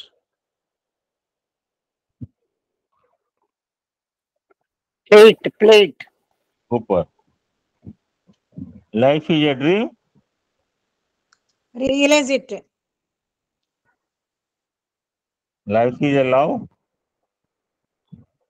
share it. Feel it. No problem, నేనేం పర్లేదు. Feel or share both are very. జీవితం ఒక ఆట. ఈ ఆట సరిగా ఆడుటకు, దీనిలో నెగ్గుటకు శారీరక బలము, మానసిక కేంద్రీకరణ, నైపుణ్యము, కలిసికట్టుతనము, ఆత్మవిశ్వాసం. ఇది చూడండి, కొత్తగా పెట్టారా స్పోర్ట్స్ డే. ఈ ఆట సరిగా ఆటకు నెగ్గుటకు శారీరక బలం ఉండాలి, మానసిక కేంద్రీకరణ ఉండాలా, స్కిల్ నైపుణ్యం ఉండాలా. ఒక్కొక్క ఈవెంట్ లో 20 మంది ఉంటారు. కలిసి కట్టుతాను. మా అమ్మాయి చెప్తుంది, మా అమ్మాయి భుజాల మీద 4 ఎక్కేట పాపం.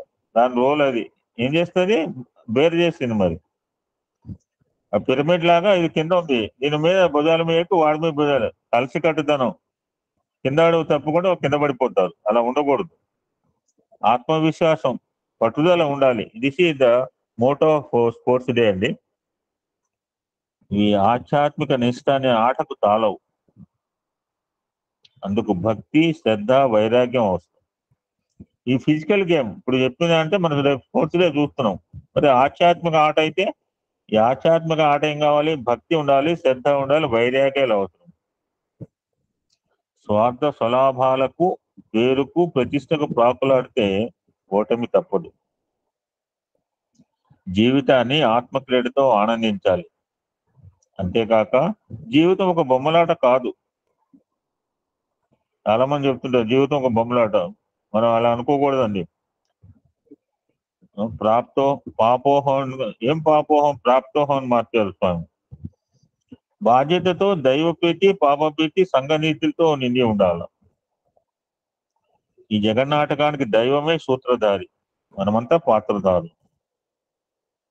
ఎవరి పాత్రను వారు సమర్థించుకోవాలి. క్రీడలలో పోటీలు ఉన్న అసూయాదులు పనికిరావు. సాధకులు జీవిత క్రీడలో ఎదురొచ్చే ఎగుడు దిగుడులకు, జయాపజయాలకు, లాభాలాభాలకు చెల్లించకూడదు. వైరాగ్య భావన కలిగి ఉండాలి. లోపల భావాద్వైతం, బయట అక్రియాద్వైతం అలవర్చుకోవాలి. ఇక 9th వన్ వ్యాయామాలయం. ఇది ఆటల మైదానికి ఈశాన్యంలో ఉంటుంది. ఇందులో అంతర్ద్వార వ్యక్తిగత క్రీడలు, వ్యాయామాలు, ప్రాణాయామాలు, ఆసనాలు మొదలగు జరుగుతుంటారు. ఆధ్యాత్మిక సాధన ఎవరికి వారే చేయవలసిందే. ఇక్కడ 46 మంది ఉన్నాం. ఇక్కడ ఒకరికొకరు పోలిక లేదు. ఎవరి స్పిరిచువల్ లైఫ్ వాడిది.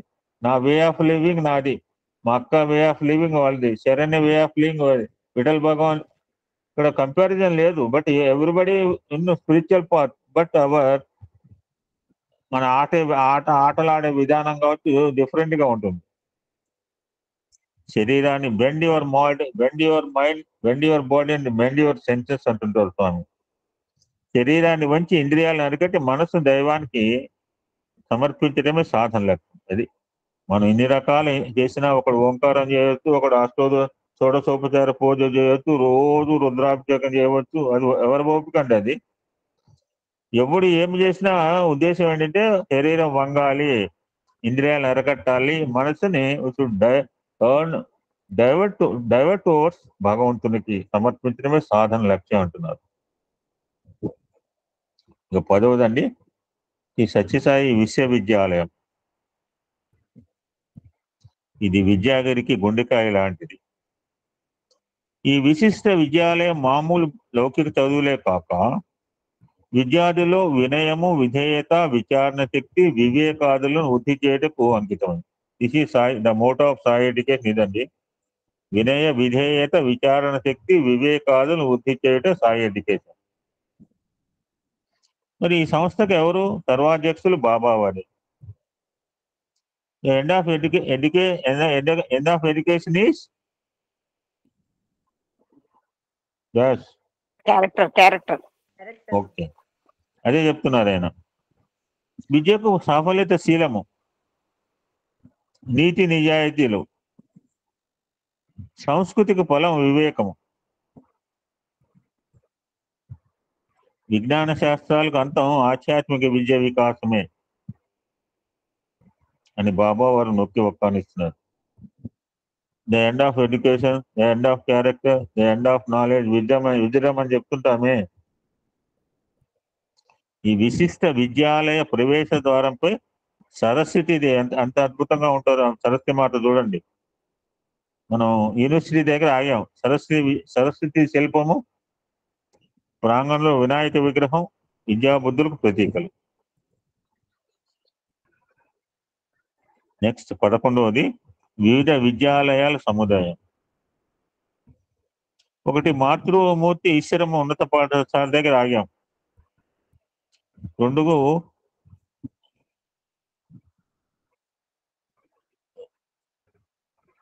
నాకు ఈ పదం అర్థం కావట్లేదు. ఒకటి మాతృమూర్తి ఈశ్వరమ్మ పాఠశాల, 2 కనీయస కళాశాల, అంటే సంగీత కళాశాల కావచ్చు. దీని ప్రవేశ ద్వారంపై ఆదిగురు జ్ఞానభాస్కర్ దక్షిణామూర్తి విశాల విగ్రహం మెరుస్తూ ఉన్నది. కనీస సంగీతం. ఆ పక్కన ప్రాథమిక పాఠశాలలో బాలకృష్ణుని సుందర శిల్పం ఉన్నది. ఈ పై చెప్పబడిన విద్యా సంస్థల్లోనూ విశ్వవిద్యాలయంలోనూ రుసుము చెల్లించనక్కర్లేదు. విద్యాబోధన, వసతి సౌకర్యాలు పూర్తి ఉచితమే. స్వామి యొక్క విద్యా సంస్థలు క్రమశిక్షణకు, మానవతా విలువలకు ప్రాధాన్యత ఇస్తున్నాయి. ఇక 12, ఇక 14 ఉన్నాయండి. ఈ 12వకి వచ్చాం. వరుణాలయం. విద్యాగిరికి తూర్పుగా ఉన్న కొండపై రక్షిత తాగునీటి కొలను ఉన్నది. దానికి దగ్గరలోనే సహజంగా ఏర్పడిన శివలింగాకార శిలలు కూడా స్పష్టంగా ఊరంతటికి కనబడుతున్నవి. వరుణుడు జలాధిష్ట జలబింబాయ విద్మహే నీల పురుషాయ దినిమి తన్నో వర్ణ ప్రచోదయ. మాకు ఇక్కడ 2-3 సంవత్సరాల క్రితం వర్షాలు పడిపోతే ప్రతి భజనలో కూడా ఈ వరుణ గాయత్రి చెప్పించేవాళ్ళు అనమాట. మా గాయత్రి మంత్రం చదివితే వర్షం పడుతుందా అంటే, ఒకరోజు ఓంకార సుప్రభాతం చేసి నగర సంకీర్తన భజని లాస్ట్ మంత్రం ఈ జలబింబ అవుతుంది 4 అడుగులు వేసాం, కుంభవృష్టి కొట్టిందని బాబు. ఇక నగర సంకీర్తన లేదు. మా బిల్డింగ్ కట్టించినాడు ఓనర్ ఇంటి దగ్గర క్యాంపస్ లోనే మొత్తం నగర సంకీర్తన చేసి గొడుగులు పట్టుకొస్తే మోకాలు నీళ్ళు మళ్ళీ మా ఇంటికి వచ్చి మంగళహారతి ఇస్తారు. మంత్రాలకు చింతకాయలు రాలుతాయంటే ఖచ్చితంగా రాలుతాయి. వరుణుడు జలాధిష్టాన దేవత, శివుడు గంగాధరుడు కూడా. ఈ సత్యసాయి సుజల పథక సంతాత. 13వది విచిత్ర జంతు ప్రదర్శనాలయం జూ. ఇది ప్రాథమిక పాఠశాలకు పశ్చిమ కొండ చర్యలో విభిన్న వృక్ష సంపదతో ఉన్నది. బాబా వారికి సాధు వన్య ప్రాణులన్న మక్కువ. వాటి పరిరక్షణ ఈ అవతార లక్ష్యాల్లో ఒకటి అని బాబావారు చెప్పినారు. ఆహార, నిద్ర, భయమైదునాలు జంతు స్వభావం, మానవత్వం వీటికి అతీతంగా ఉండాలి అని అంటారు స్వామి. ఇక 14ది కొండ మీద పైకి ఎక్కుతున్నామండి. ఈ జూ చూసిన వాళ్ళే అంటే జింకలు అన్నీ ఉంటాయి, జింకల వరకే ఉంటాయి, ఇంకేముంటాయి మనకు కనపడలేదు నాకు. 14 ఇది వస్తు ప్రదర్శనాలయం, మ్యూజియం. ఇది విజయగిరి కొండపై అత్యున్నతంగా కనిపించు 3 గుళ్ళ భవనం. ఇక్కడ ఆధ్యాత్మికను ప్రబోధించే వివిధ విచిత్ర వస్తు సముదాయములు చూడవచ్చును. వస్తువు అంటే ఒక పదార్థమే కాకుండా ఇందాక చెప్తుంది, అక్కడ ఆగిపోతుంది టాపిక్. పదార్థము, పరమార్థం. Tomorrow will continue. ఈ పదార్థాన్ని పరమార్థం చేయడానికి మానవత్వం. నెక్స్ట్ కంటిన్యూ టాపిక్ ఆవిడ చెప్పేదానికి రేపు కంటిన్యూ ఏంటంటే పదార్థము, పరమార్థం. అన్ని పదార్థాలే. ఆ పువ్వులు కూడా ఏమనుకుంటే భగవంతుడు పాదాలు చేరుకుంటాయి, తల్లోకి చేరుకోవాలనుకోవద్దా. దేవుడు పాదాలు చేరితే బాగుండని ప్రతి పువ్వు కూడా. సో అది పదార్థము, పరమాత్మ చేరాలని తాపత్రయం అన్నమాట. ఆ పువ్వుకే ఉన్నప్పుడు తాపత్రయం మనకి లేకపోతే ఎట్లా?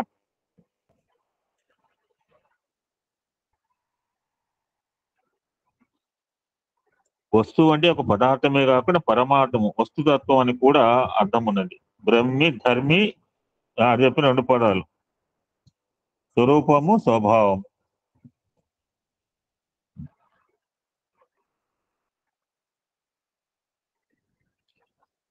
ఈ భవనంలోని కళాఖండాలు, చిత్రాలు, రూపకాలు సర్వమత సామరస్యాన్ని, సార్వజనీన సనాతన సాయి సద్వర్గ మానవతా విలువలు అంటే 6 మానవతా విలువలు 5 కావచ్చు. ఇక్కడ సద్వర్గం అంటే ఇంకోటి కొత్తది యాడ్ చేశారు, మనందరికి ఇష్టమైంది. హ్యూమన్ వాల్యూస్ అంటే సత్యధర్మ, శాంతి, ప్రేమ, అహింస. సార్వజనీన సనాతన సాయి షడ్వర్గము, 6వది త్యాగాన్ని యాడ్ చేశాడు ఈ మహనీయుడు. ఈ యొక్క సత్యధర్మ, శాంతి, ప్రేమ, అహింసలకు ప్రతీక ఆ యొక్క మ్యూజియం.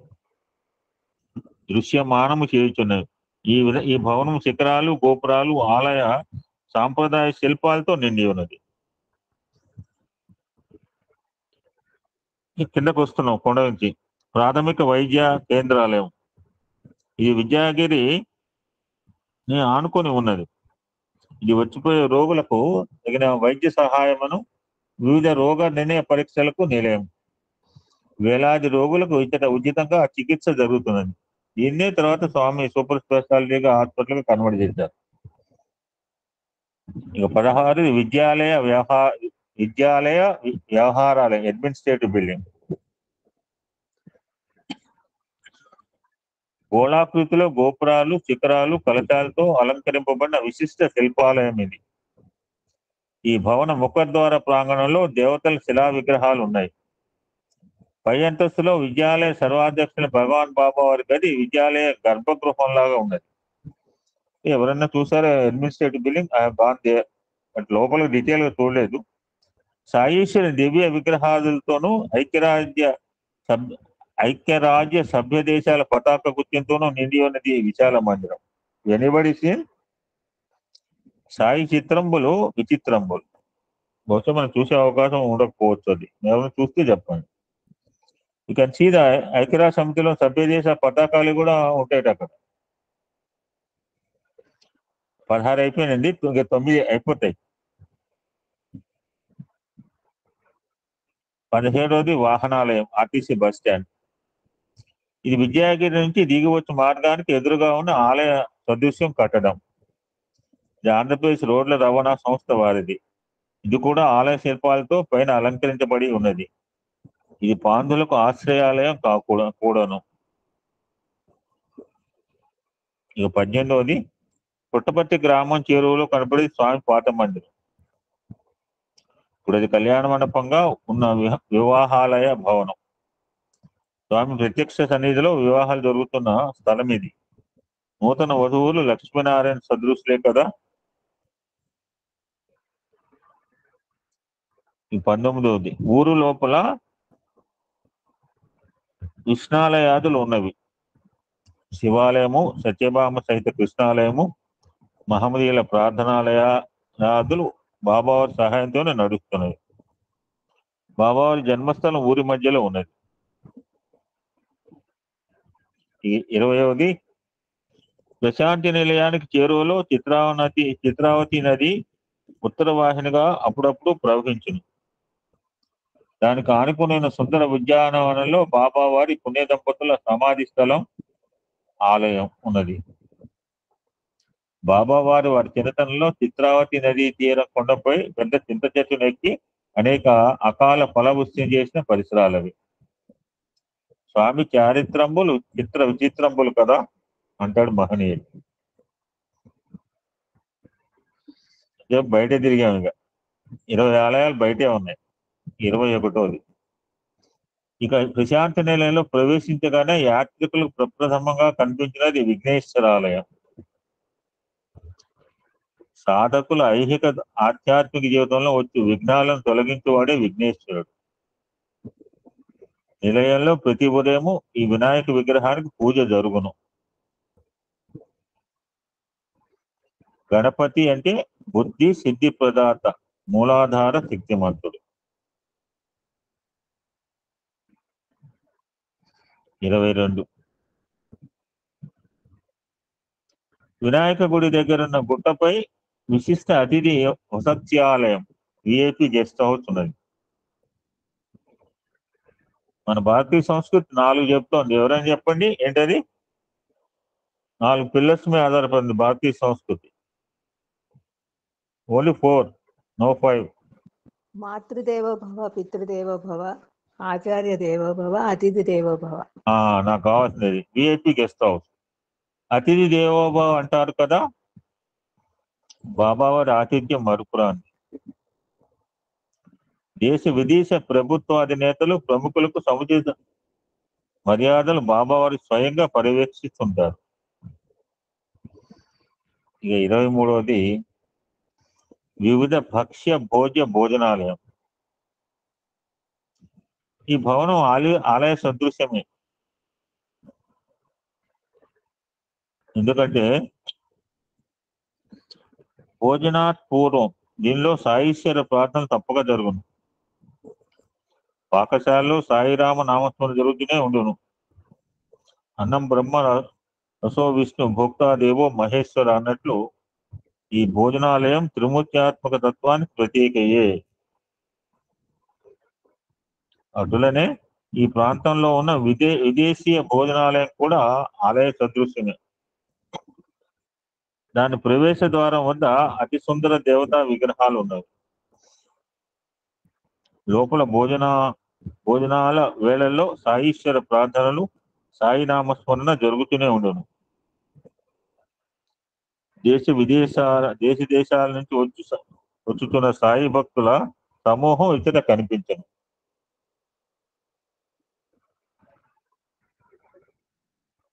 ఈ 24వది, పూర్ణచంద్ర శ్రవణాలను విజ్ఞాన వేదికాలయం అనవచ్చును. అతట అనేక దివ్య పురుషుల విగ్రహాలు, రంగురంగుల చిత్రాలు ఉన్నవి. పైగా బాబా వారి దివ్య అనుగ్రహ ప్రవచనాలతో ఆ శాల ప్రతిధ్వనిస్తూ ఉంటుంది. మనం కూడా చాలాసార్లు స్వామి సత్సంగాలు, ఎస్పెషలీ ఆ యొక్క దసరా అప్పుడు మన మీద సంప్రోక్ష చేసి చాలా ప్రోగ్రామ్ అటెండ్ అయ్యే ఉంటాం. మీరందరూ కూడా పరిగెత్తుతాం అందులోకి. దసరా యజ్ఞాలు, అదే చెప్తున్నా ఆయన కూడా. ప్రశాంతి విద్వాన్ మహాసభలు అతట జరుగును. దేశ విదేశీయ భక్తి సంగీత కచేరీలు కూడా జరుగుతుంది. రేపటి రోజున మా కుర్రాడు అక్కడ రామమూర్తి 20 నిమిషాలు అనర్గళంగా మాట్లాడు. ఎక్కడ కూర్చున్నాడంటే స్వామి కూర్చున్న టేబుల్ దగ్గర కూర్చున్నాడు. 20 నిమిషాలు తెలుగులో అనర్గళంగా 3-4 వేల మంది కరతాళం ధ్వనుల మధ్య అద్భుతంగా మాట్లాడాడు. ఆ శాలలోనే మహాశివరాత్రి సందర్భంగా అఖండ భజన జరుగుతుంది. పూర్వం బాబావారు బిందెల కొద్దీ విభూతిని, నోటిగా అనేక శివలింగాలను సృష్టించేవారు ఇచ్చటనే అని రాశాడు మహనీయుడు.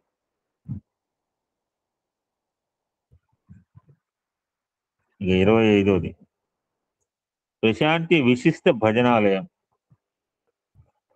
ఈ ప్రశాంతి మందిరంలోను చుట్టూ ఉన్న ప్రదేశంలోనూ ప్రతిరోజు ఉదయం సాయంత్రం వేళలో వేలాది భక్త సమూహం నిశ్శబ్దంగా క్రమశిక్షణతో అవతారమూర్తి సాయీశ్వరుని దివ్య దర్శన స్పర్శన సంభాషణ భాగ్యాన్ని, అదృష్టవంతుల ఆంతరంగిక సంభాషణ అంటే ఇంటర్వ్యూ ప్రసాదాన్ని ఆనంద పరవశులై పొందుతూ ఉంటారు.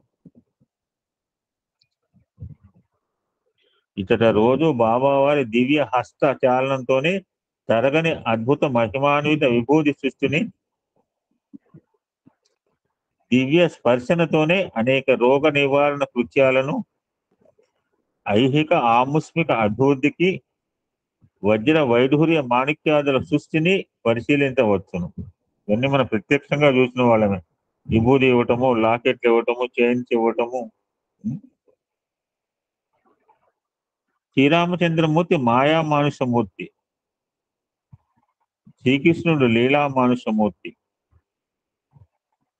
ఇక సాయి అవతారాన్ని మహా మహామహి మహామహిమా మహిమ మహామహిమానుష ప్రేమానుగ్రహమూర్తి అనవచ్చును కదా అంటున్నాడు.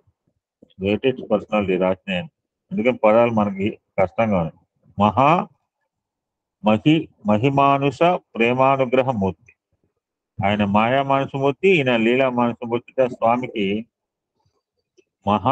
మహిమానుష ప్రేమానుగ్రహమూర్తి. ఎక్కడైనా రాసుకోండి, సరే ఎప్పుడు మీరు చెప్పచ్చు. ఈ ప్రశాంతి మందిర ఉపరితలం అర్ధగోళాకార గోపురాలు, శిఖరాలు, కలశాలతో అలంకృతమై శోభాయమానంగా వెలుగుతూ ఉన్నది. ఈ మందిరం అంతర్భాగం అవతారమూర్తుల సుందర శిల్పాలతో నిండి ఉన్నది.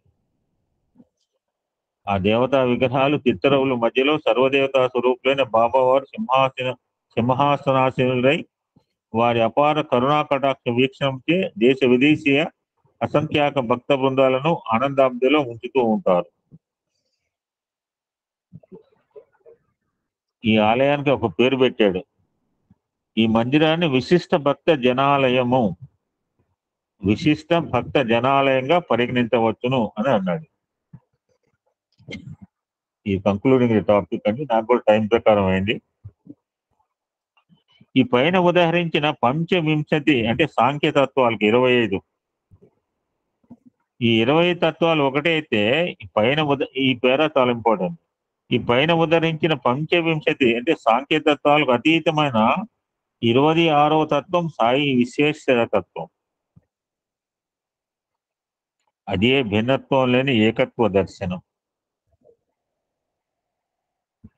దీనికి ప్రత్యేకే బాబావారి నివాసాలయం. ఆ నివాస మందిరం పూర్ణచంద్ర శ్రవణాలయాన్ని ఆనుకొని ఉన్నది. అదే సాయి విశ్వేశ్వర ఆలయం. దాని ప్రవేశ ద్వారం పైన మనోహర నటరాజ శిల్పం నెలకొల్పి ఉన్నది.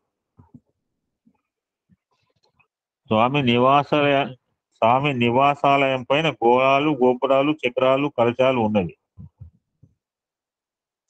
అపర దక్షిణ కాశీ అయిన ప్రశాంతి నిలయానికి గర్భగుడి ఈ సాయి విశ్వేశ్వరాలయం. అంటే ఇటువైపు అండి, పూర్ణచంద్ర ఆటో వైపు ఉన్నది. దీనికి ఎదురుగా ఉన్న ఆరీత మైదాన ప్రదేశంలో ఎత్తైన సర్వధర్మ స్తూపం ప్రతిష్ఠింపబడింది. పున్నమి చంద్రుని వెన్నెలలో విద్యుత్ దీపాల కాంతిలో, మన క్రిస్మస్ అప్పుడు చూడండి, న్యూ ఇయర్ డే ఎట్లాగా ఉంటుందో మొత్తం పూర్ణ ప్రశాంతి నిలయం. చంద్రుని వెన్నెలలో విద్యుత్ దీపాల కాంతిలో దగదగ వెలుగుతున్నదే ఈ సత్యసాయి నిలయం. ఆ తర్వాత ఒక 5 నిమిషాలు శంకర సరస్వతి గారు మాట్లాడతారు, అది కూడా రికార్డింగ్ చేయండి.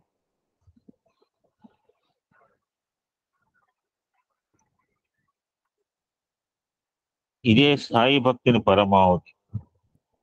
ఆ సాయీశ్వరుని భక్తి శ్రద్ధలతో ఈ సత్యసాయి గాయత్రి మంత్ర జపంతో ధ్యానిస్తే మోహక్షయ మగుట నిస్సందేహం.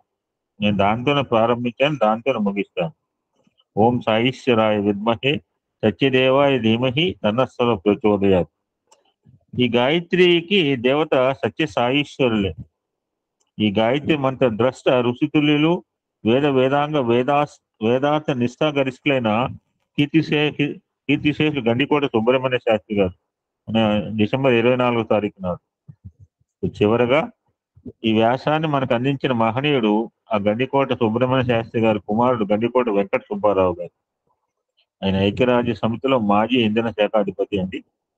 ఈ విధంగా 4 సంవత్సరాల తర్వాత ప్రశాంతి నిలయం దర్శనం చేసుకున్న భాగ్యాన్ని స్వామి ప్రసాదించారండి. ఓం శాంతి శాంతి శాంతి. సమస్త లోకా సుఖినో భవంతు. లోకా సమస్త సుఖినో భవంతు. ఓం శాంతి శాంతి శాంతి. ఇంకా శాస్త్రి గారు ఒక 5 నిమిషాలు మాట్లాడారు. సర్వదేవతాతీత స్వరూపులు భగవాన్ సాయిబాబా వారి దివ్య చరణాలను నమస్కారాన్ని సమర్పించుకుంటూ గురువారికి సహృదయపూర్వక నమస్కారం సమర్పించుకుంటూ అందరికీ సాయిరామండి.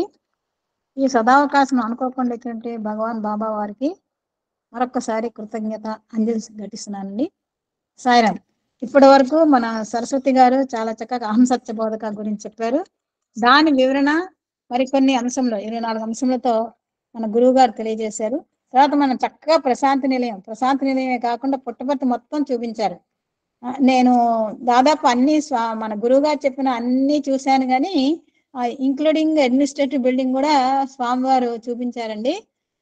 అన్ని చూశాను, కానీ ఏదో ఒకటో రెండో ఏదో చూడాలి, ఇంక్లూడింగ్ అదేంటి ఆడిటోరియం కాదు, అంటే ప్లానటోరియం అన్ని కూడా చూశాను బాబా అనుగ్రహాశీస్సులతో.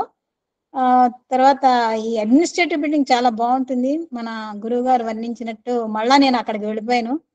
గురువు గారు వర్ణిస్తుంటే ప్రతి చోటకి కూడా నేను తిరిగాను, కానీ ప్రతిరోజు కాస్త చేయాలని అనుకుంటాను ప్రశాంత్ నిలయ దర్శనం, కానీ కొన్ని కారణాల వల్ల చేయలేకపోతుంటాను. కానీ నైట్ సామాన్యంగా వారానికి కనీసం 4 పర్యాలను పుట్టపర్తి వెళ్ళిపోతుంటానండి.